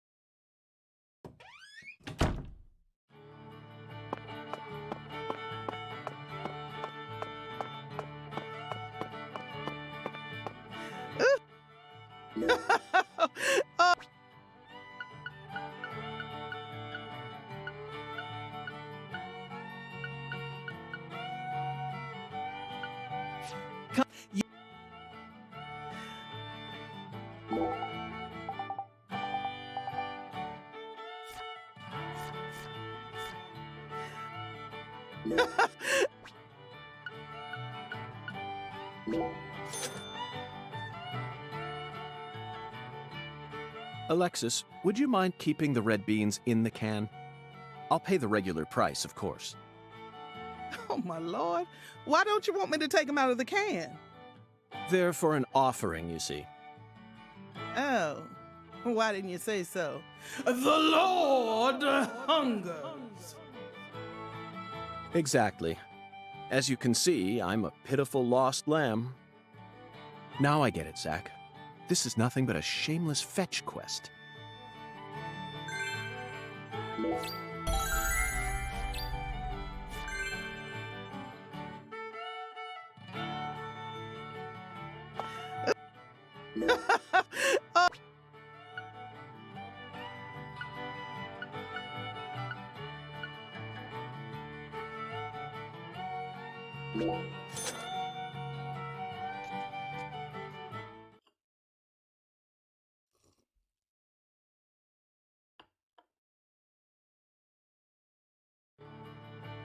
Come back. You ain't gonna find.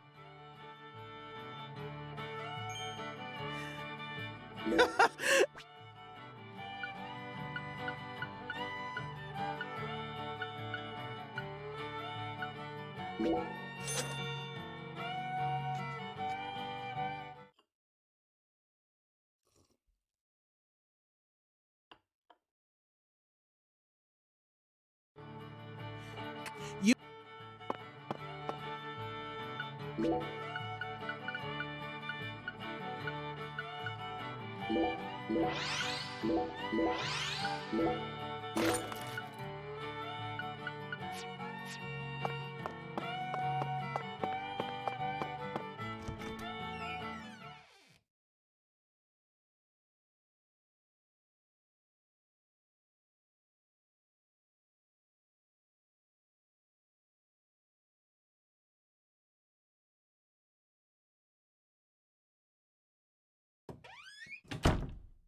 Zach, we finally managed to assemble the Taboo Trinity, and it was certainly no small task.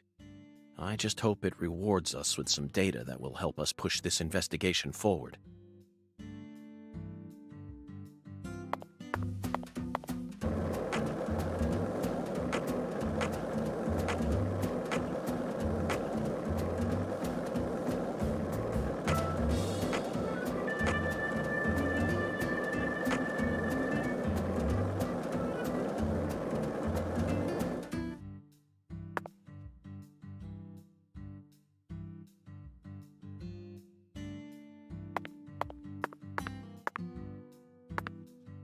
Hey, Agent York.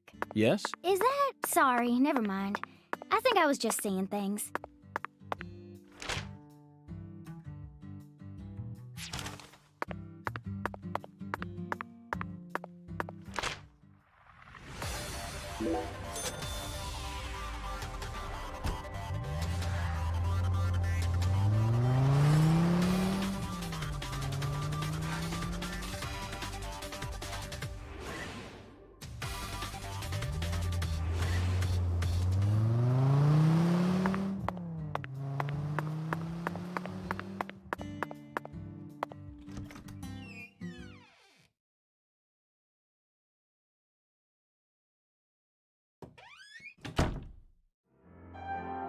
Come on.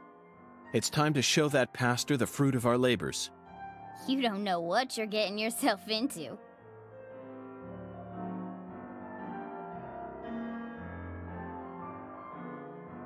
Okay, Pastor. I've brought you your taboo trinity. I'd like to exchange it for a ticket to the goddess. Oh, how I pity you. You see, my dear lost lamb, our Lord still hungers. One anaconda skin, one squirrel tail, and one pressed white guara. This is what you must bring next. Are you kidding me? How pitiful. Our Lord never speaks in jest. I told you this was gonna be a pain in the butt. Come on, we need to get going. It looks like we'll need to work harder to get God's attention, Zach. Part of me just wants to say to hell with it and go have a smoke.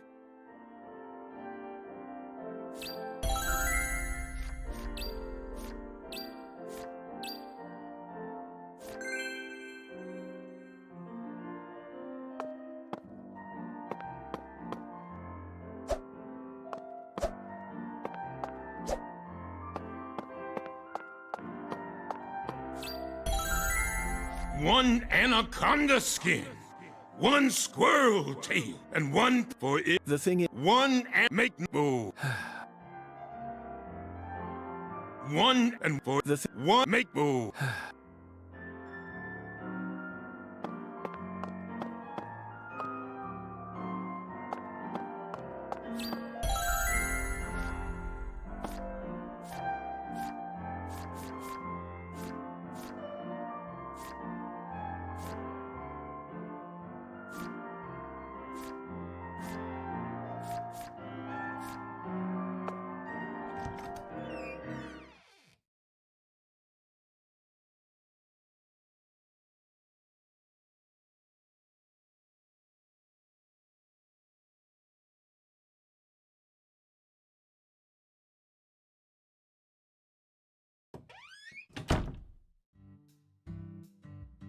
You know, Patty, I just remembered something. When we met Philip in the sheriff's office, he mentioned your mother. What sort of history does Melvin have with the Clarksons? What do you mean? The Clarksons know everyone in town, and everyone in town knows the Clarksons. This is Lucare. That's all there is to it. Zach, something isn't right here. I just hope the Clarksons don't have anything to do with her mother's illness. That's all I'm concerned about. Either way, the truth will reveal itself to us eventually, just like it always has.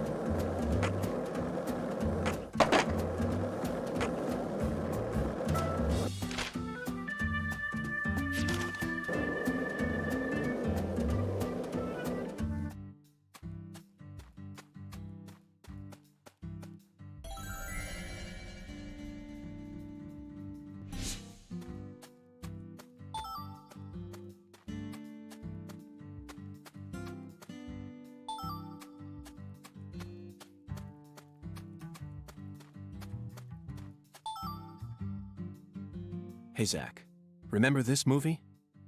1997, directed by Luis Loza. Anaconda, the movie where the famous John Voight goes crazy with a rifle. Jennifer Lopez, Eric Stoltz, even Owen Wilson and Ice Cube were in it. Is that an all-star cast or what? The scene in the beginning where Danny Trejo climbs up a ladder with a pistol in one hand is a must-see. It stole my heart within the first 5 minutes. Okay, back to the real world. We're on an important mission right now, aren't we?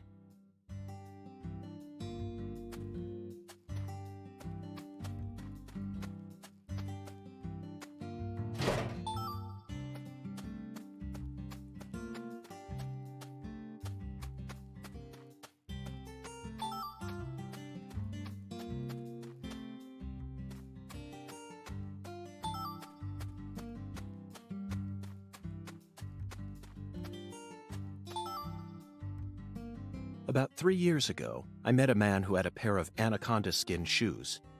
He said they were a trophy from a snake he hunted and skinned all by himself. Could you kill something and then wear its skin? I couldn't. I failed to see any difference between that and a crazed murderer who carries pieces of his victims home with him.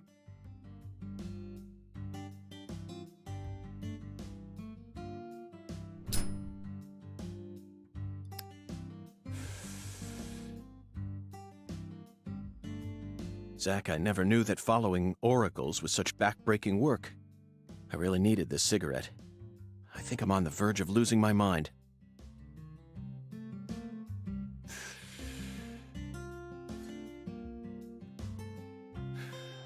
Now we just need to find one pressed white Gora. He was very clear that it had to be pressed. Do they sell pressed flowers in stores here? I think I'm stumped, Zach. Perhaps we better go ask our well-informed concierge for help.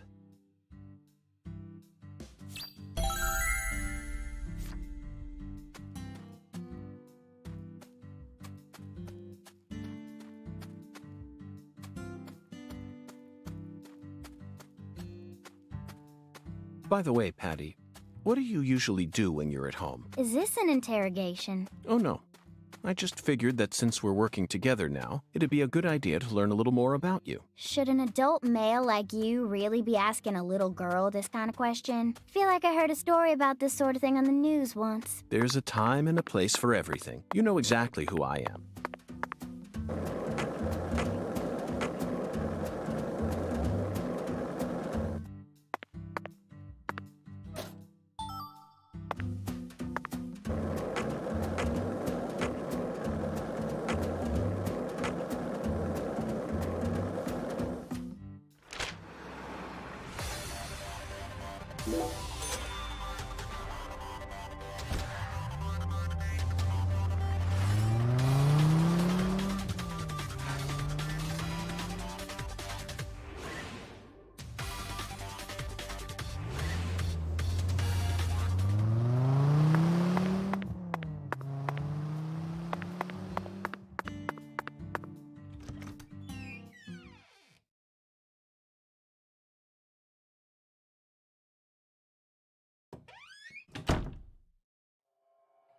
Okay, Zach.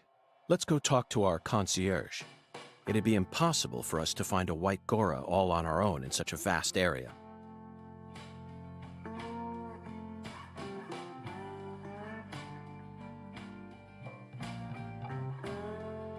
Welcome back, Mr. Morgan, sir. Hello there, concierge. Do you mind if I ask you a question? How may I help you, Mr. Morgan? I'm in need of a pressed white Gora. Do you know of a store where I could find one? The Lord hungers? Correct. Jolly good, sir. In that case, please ask our bellboy. His hobby is pressing flowers, so I'm sure he'll be able to assist you.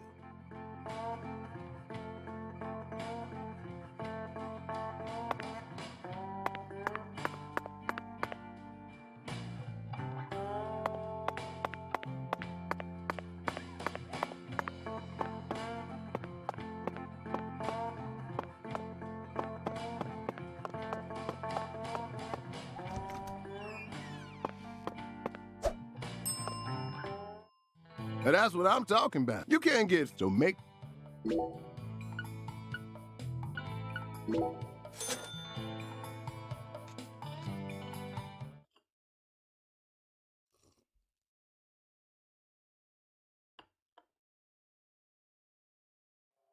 Thanks, man. Next time you...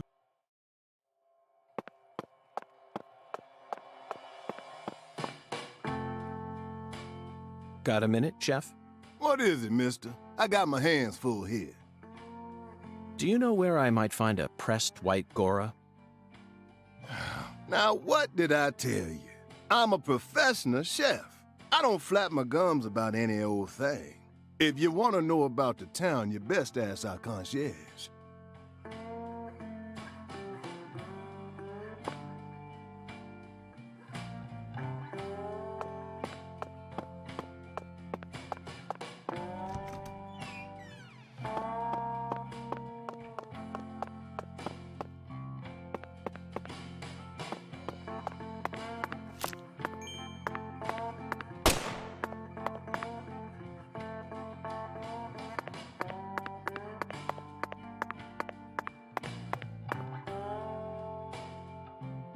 May I ask you a question? Sure, boss. What's cracking? I need to find a pressed white Gora. You like flowers, boss? Well, not exactly, but it's the will of God. The Lord hungers, huh? Excellent, David. Way to cut right to the chase. Do you know where I might find one? Sorry, boss. We only have one white Gora bush in our garden. Yep. What's the problem? Well, yesterday I picked them all and pressed them, see? That's perfect. Would you mind giving one to me? Sorry, boss. No can do. What do you mean? I used all the pressed flowers I made to decorate a very special spot, see? What spot? The bedroom on the first floor. The bathroom. Yes, sirree. So, I don't have a single pressed flower left now. Well then, I'll just go and grab one from the bathroom. I wouldn't do that if I were you, boss. Taking a pressed flower from a bathroom into church? Jesus ain't gonna like that. Sorry, but it looks like you're all out of luck, boss.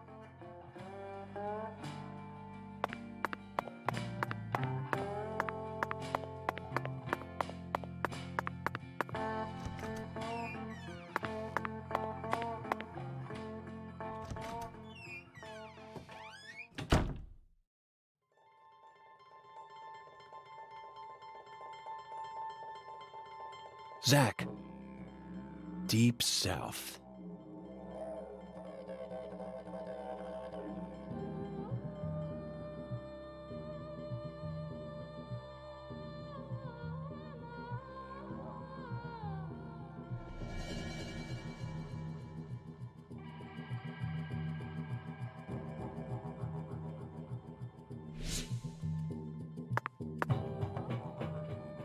The white Gora, also known as the whirling butterfly. They certainly look just as beautiful as one. Never thought I'd ever have to pick a flower from a bathroom and deliver it to a church. But he left us no choice. Did he, Zach? God himself commanded us to carry out this very act. Therefore, I'm simply doing as I'm told. My own will has nothing to do with it. We never get to engage in adventures like these while living in the city, do we, Zach? No, the cases of the city are honestly quite boring. Who wants to fish through the garbage for a missing corpse's genitals? Or chase a stray bullet that got lodged into a moving taxi? Talk about stupid. And usually, it's all just a formality so that we can accuse a criminal who's been obviously guilty since day one. If I have to search for something, I'd much rather search for something out here. It's just so much more dramatic. This is the countryside, and it's sensational. You know what I mean, don't you, Zach?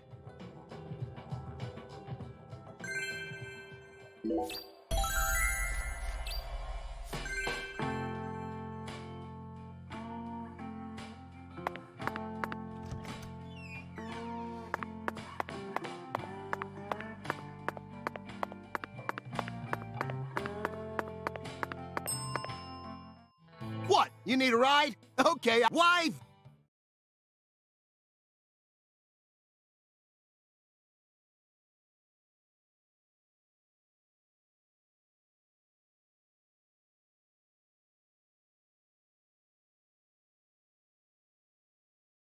How's the investigation? That's what I'm. Come on.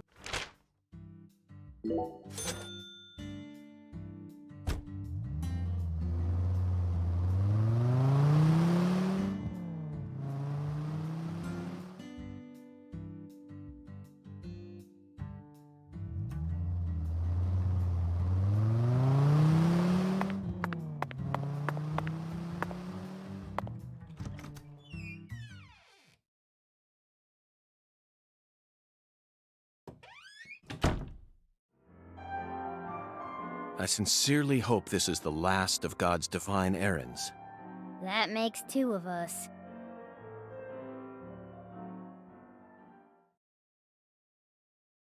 Heavenly. Truly heavenly. He threw away all the spam, the red beans, and the spinach. I don't believe this. All this time he was only after the cans? Shh, be quiet, Agent York. He's doing holy work. Just be quiet and watch.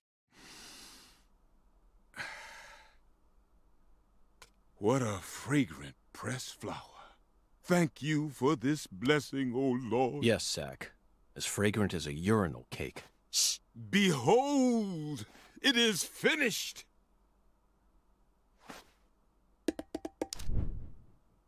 Our Lord is enraptured. Take this, my lambs, and let it serve you.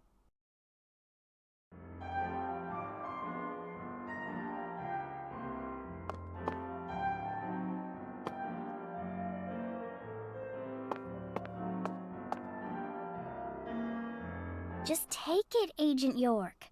Folks say Pastor Sanders' instruments have special powers. Special powers? Yes, it is the truth, my lost lambs. Have faith. The Lord guides me to create the perfect instrument for each citizen of our town. Each instrument's effects differ by person, too. In your case, you were blessed with 3 drums and a special flower. This is the will of the Lord. You must accept it and have faith. If you ever find yourself lost again, return to me at any time. Patty, I'm curious. Do you have an instrument too? Huh? Me? Of course not. Why would I ever want one of those stupid things? I'm fine just watching you adults play your silly little games. Zach, the pressed flower we took from the bathroom ended up coming straight back to us.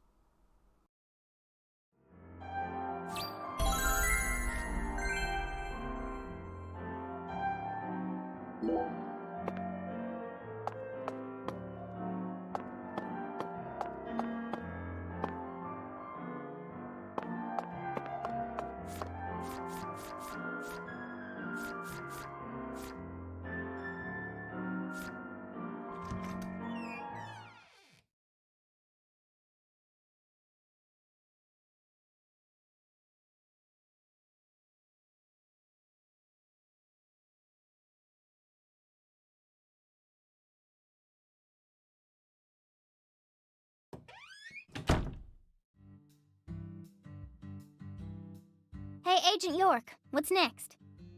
Fear not, Patty. Our next stop is that stylish woman's house. Her name is Helena Doman, and apparently she lives in this town. What? You want to go meet her? You know her? Yeah. Everyone calls her Lena.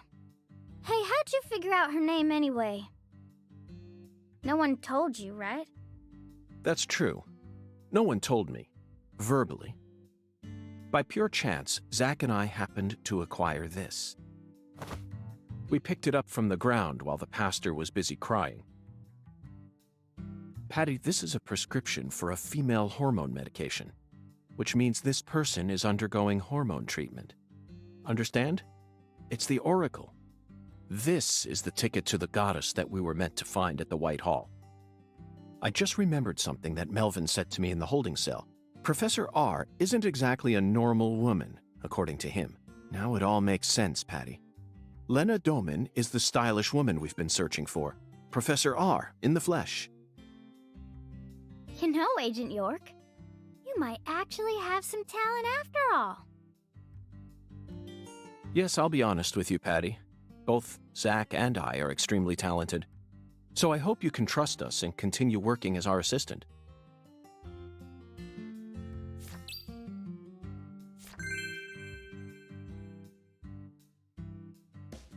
Hey, let's shout something out loud. Like what? Chocolate Sundae. Okay, sure. Actually, never mind. This is stupid.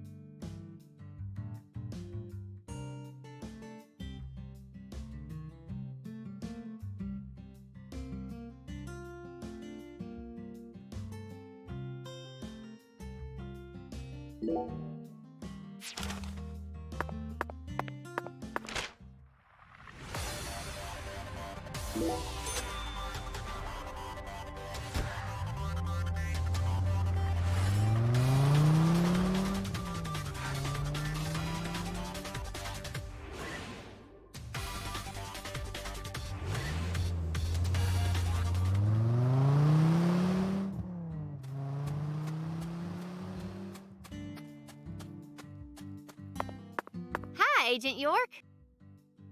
Okay, let me take a look at your board.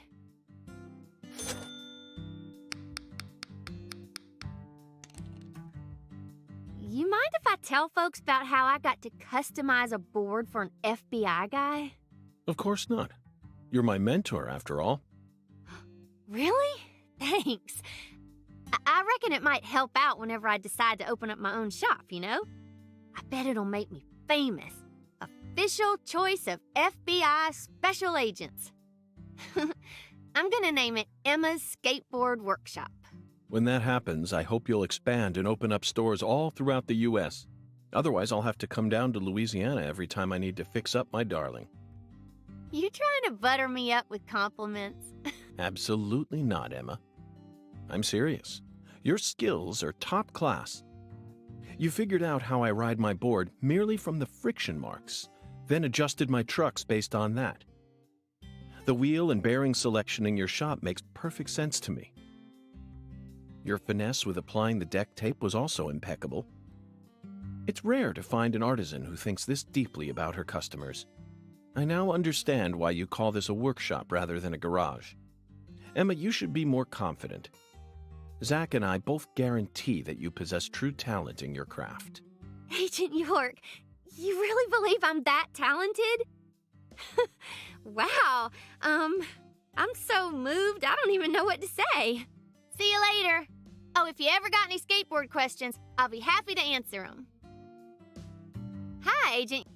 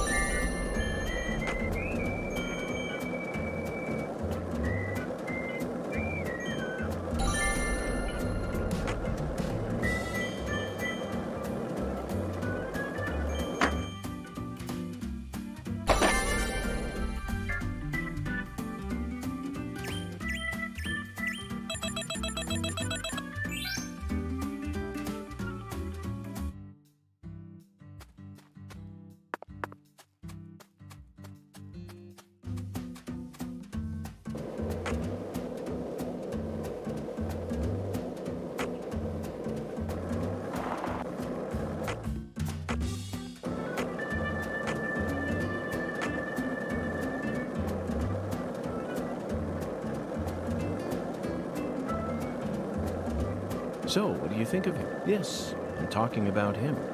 Hunda, is the skeletal gentleman friend or foe? Or does he merely exist outside?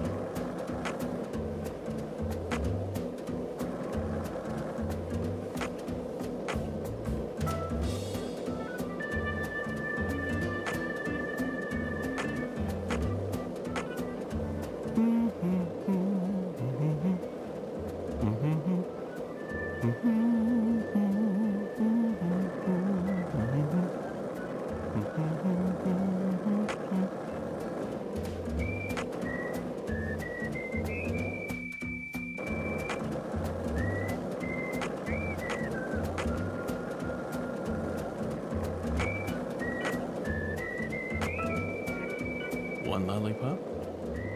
2 lollipops? 3 lollipops? Don't mind me, Zach. This is how I wake myself up.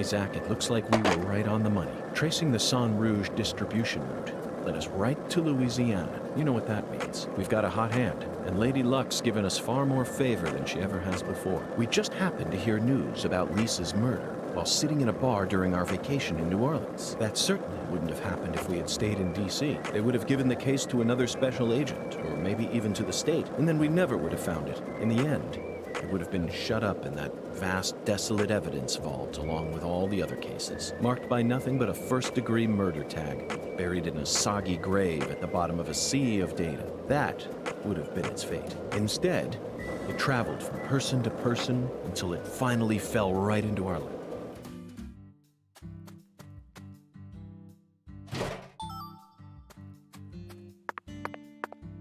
Hi. Okay.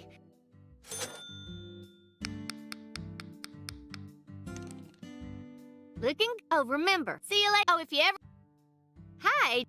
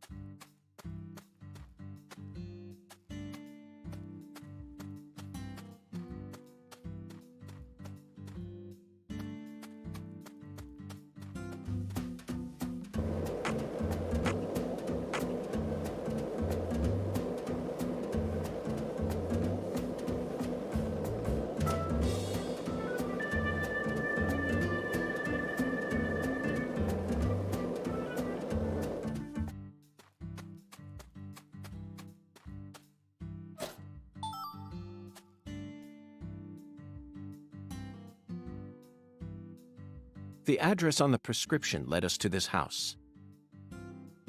Seems like she ain't home. No lights on either.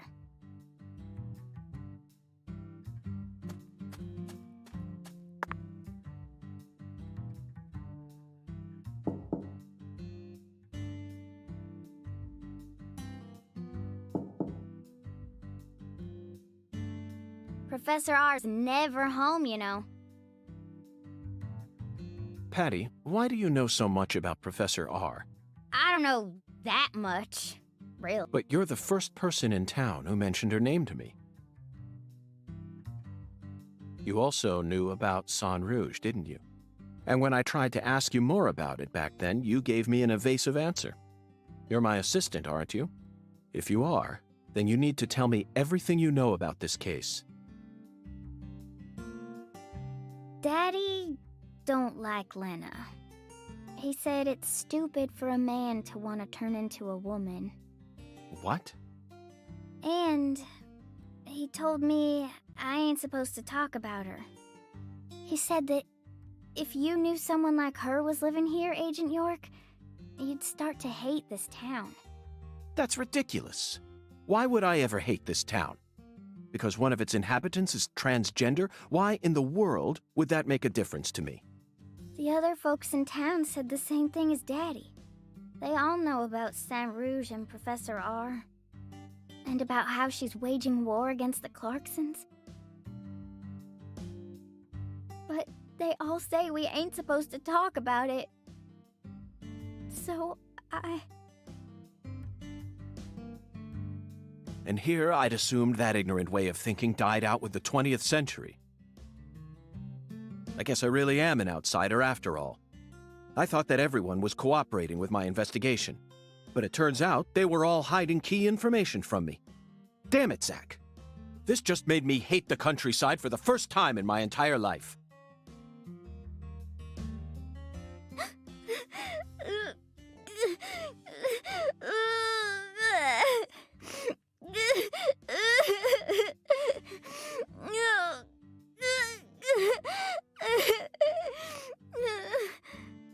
Oh, I'm sorry for being so loud, Patricia.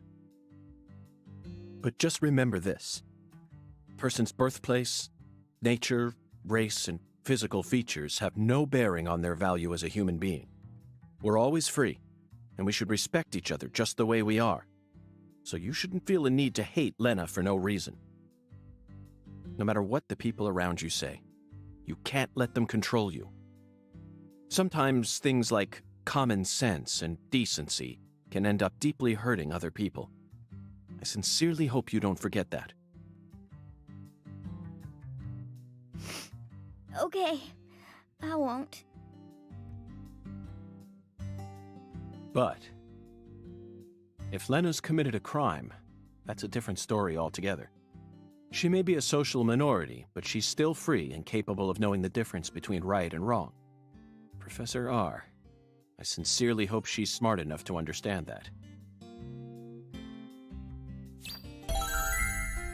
Whoa, whoa, whoa, whoa.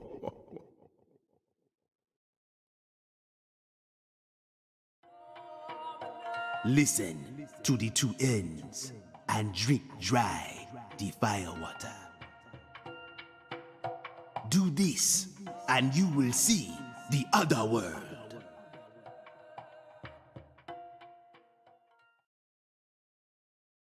Zach, did you hear that?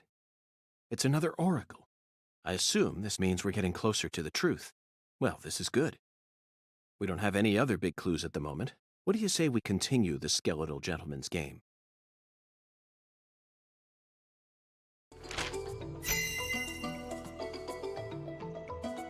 After I spent the 90s listening to nothing but punk rock, I fell out of touch with music, but the digital audio player I received last Christmas changed everything. Nowadays, people can walk around with thousands of songs in their pockets. You following me here, Zach? That's right. This oracle is connected to music.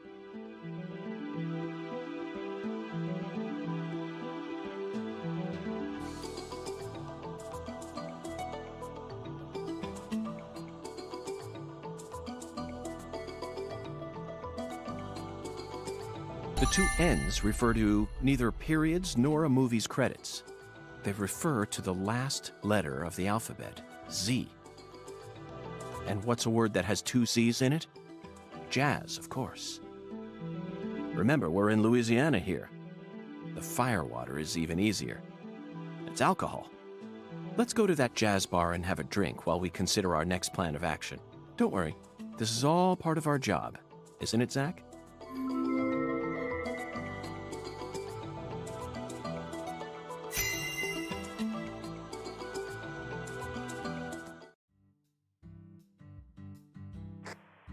Lucari Tiger to DC Eagle. Lucari Tiger to DC Eagle. Come in. Oh, Daddy. DC Eagle here. Got any news for me? Well, Mr. York, we got ourselves a bit of a problem here. What sort of problem? Looks like Daniel's gathered up a group of people to help him find Galena's killer on his own. If the Clarksons get serious, they'll probably put an end to this case before we even know what hit us. And it sure won't be wrapped up the way you want it to, Mr. York. Yes, that certainly is a problem. Judging from Daniel's temperament, things are bound to get out of control. Melvin, I need to find Professor R as soon as possible. Professor R? That's right. That ain't such a good idea. I didn't ask for your personal opinion, Melvin. Especially if it comes from an antiquated, xenophobic way of thinking that's characteristic of rural towns. Whoa now, Mr. York. What's going on here? I didn't... This conversation is over, Melvin. You need to figure out what the Clarksons are planning. Call me again as soon as you know. Fine. Whatever you say. Also, sorry, but would you mind coming to pick up Patricia? I would never think to take an innocent girl like her into an adult watering hole. Yeah, you're right. CLG's still too young for that. Wait, Daddy! Agent York! I'm going too! Don't leave me out of this! No, Patricia. You signed a contract with me, remember? I promise to protect you from all the evil in our world. That's not what it means! Patty, you're smart. Shockingly so. But you're still a child. And there are certain things a child like you doesn't need to learn about yet. Just go home for today. Zach and I are both in agreement on this one. I'm so glad you understand, Patty. Okay, Melvin, that's that. I'm leaving her here. The rest is in your hands. Roger that. I'll take care of her, Mr. York.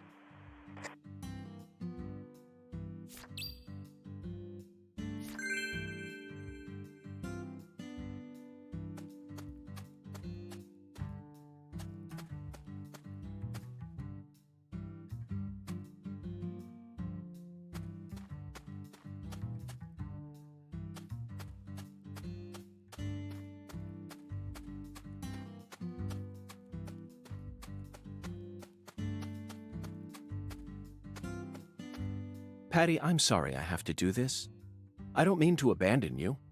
I hope you understand. This next stop feels dangerous. It's okay, I get it. I'll go home early today and take care of Mama. I'm pretty busy too, you know. Good. And do tell Melvin I said hi. Hey, Agent York. About Professor R. Is she really a bad person? What do you mean? I only ever got to talk to her once. Oh, is it okay to say her? How do I know what to call her? Her is fine, Patty. Simply respect the gender that the person chose. Okay.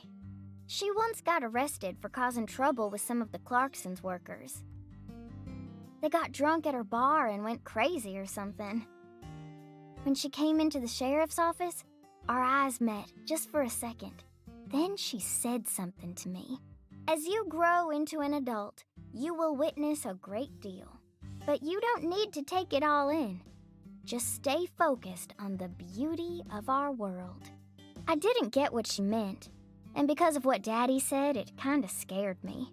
But now, I reckon I understand what she meant back then. Oh, sorry, Agent York. I shouldn't have gotten into all that when you're in such a hurry. No, that was a very important story you shared with me just now. Thank you, Patricia.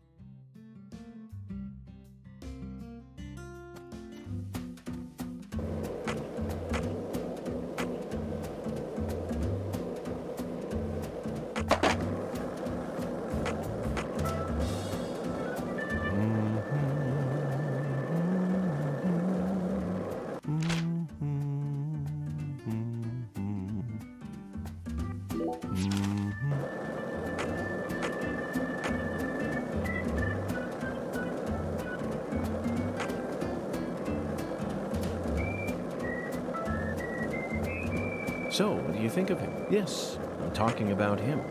Moonga, is the skeletal gentleman friend or foe? Or does he merely exist outside the realms of either? Still too early to tell. But it's clear that he'll be the key to uncovering this case's mysteries. That's what my soul tells me. By the way, Zach, Moonga...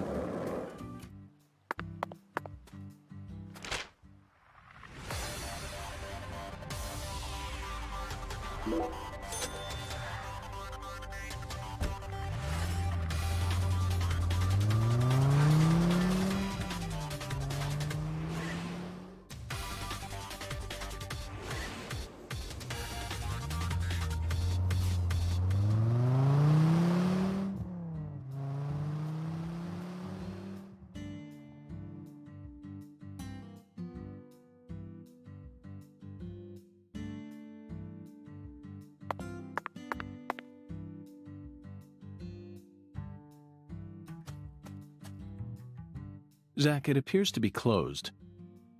Let's come back during business hours.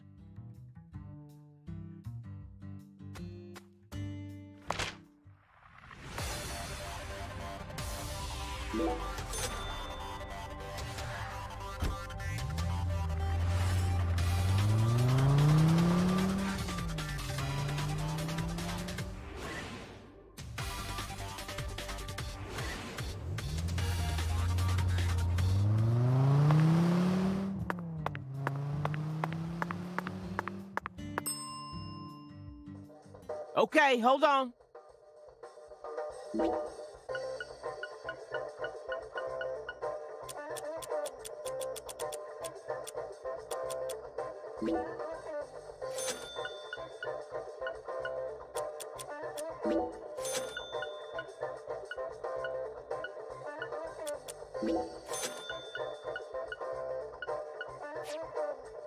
You ever need any?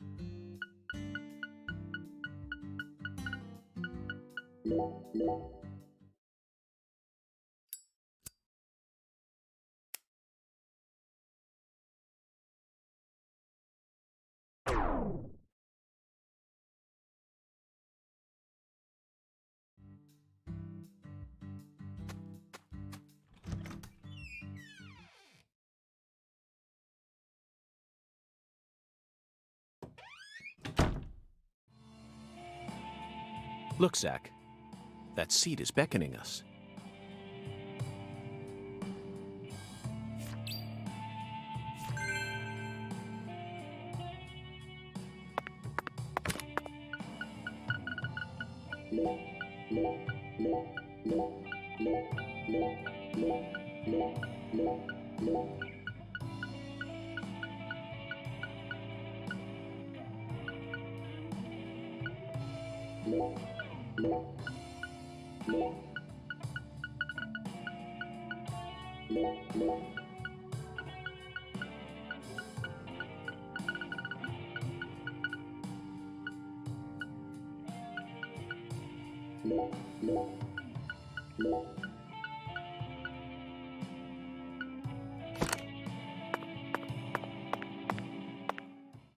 Listen to the two ends and drink dry the fire water.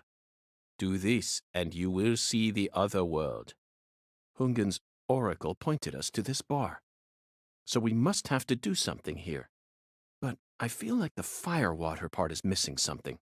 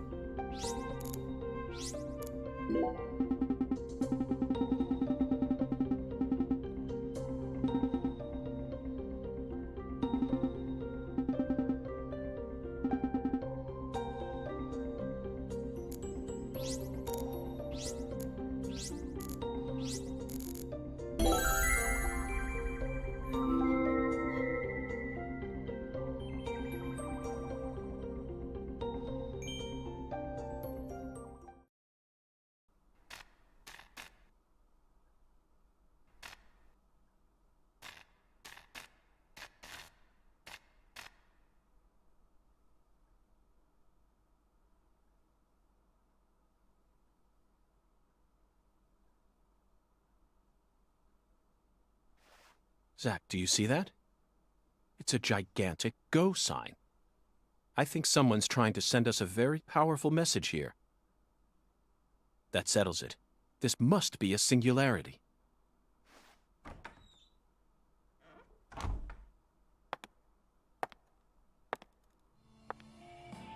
Beautiful lipstick. The color red suits you. Thank you. Red is the color of life.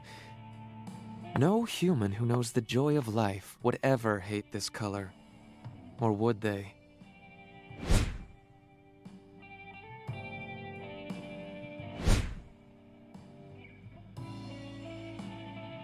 Maybe.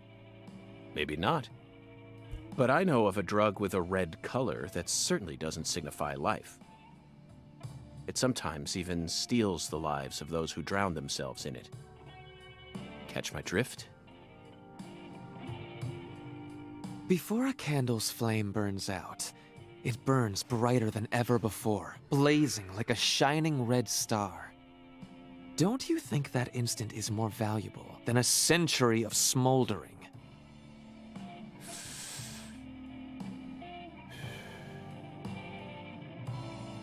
That blaze doesn't cast out the darkness. It only emphasizes it.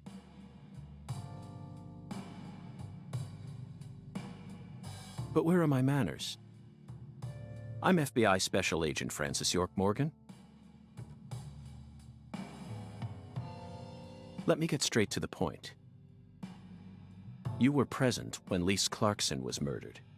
And you were also involved with Galena Clarkson's death. Correct?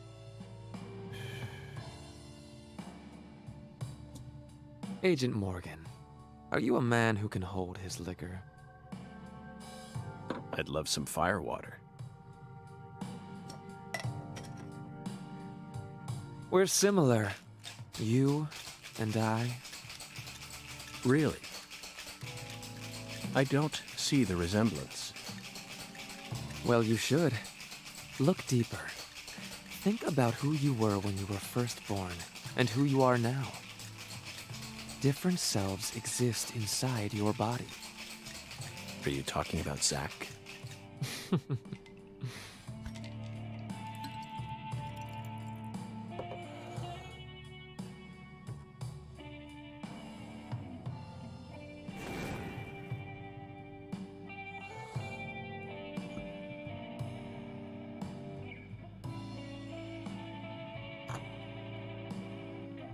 I was born as a man, but in my heart, I wasn't so. And this is a small town. I experienced far more scorn and discrimination than anyone could ever imagine. Especially from my father.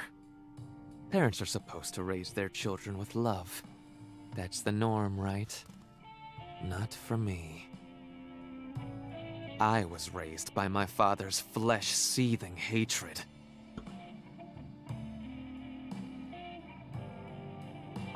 So you ran away from home, started making drugs, then seduced a young life and destroyed it?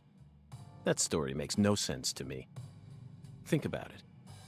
They didn't burn you in a witch hunt, nor did they ever try to take your life. Yet here you are, letting your selfish fantasies drive you to torch the entire town with vengeful fire.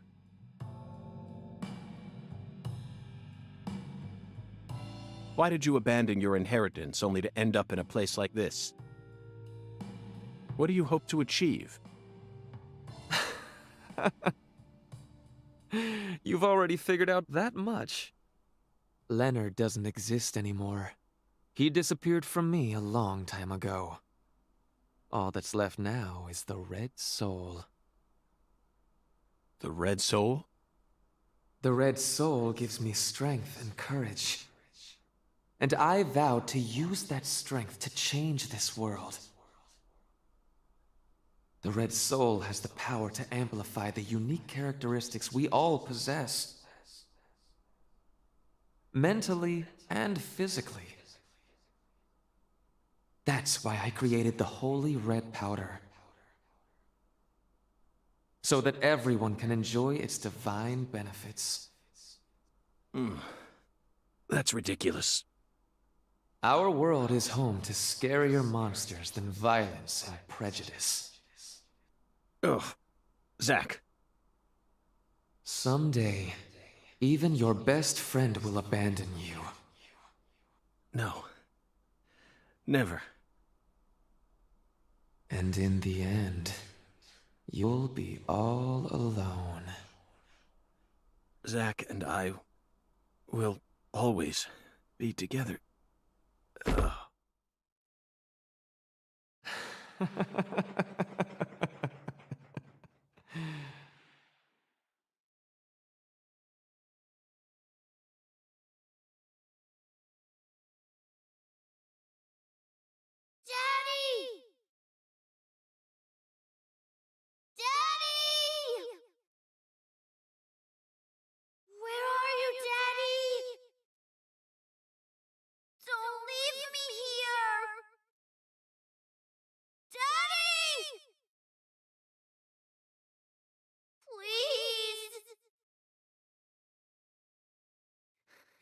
I can't find Mommy either!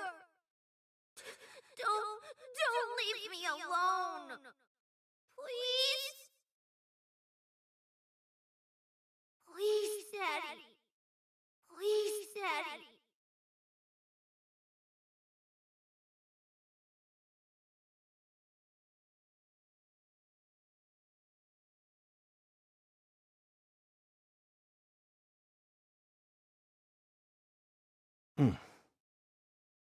Oh. She got us, Zach. She spiked the drink with some sort of sleeping pill. No wonder they call her the Professor. Whew. But that was a rash move. Perhaps she realized that she's finally crossed the point of no return. Or... We need to head to the Clarksons at once before it's too late. We can still stop this.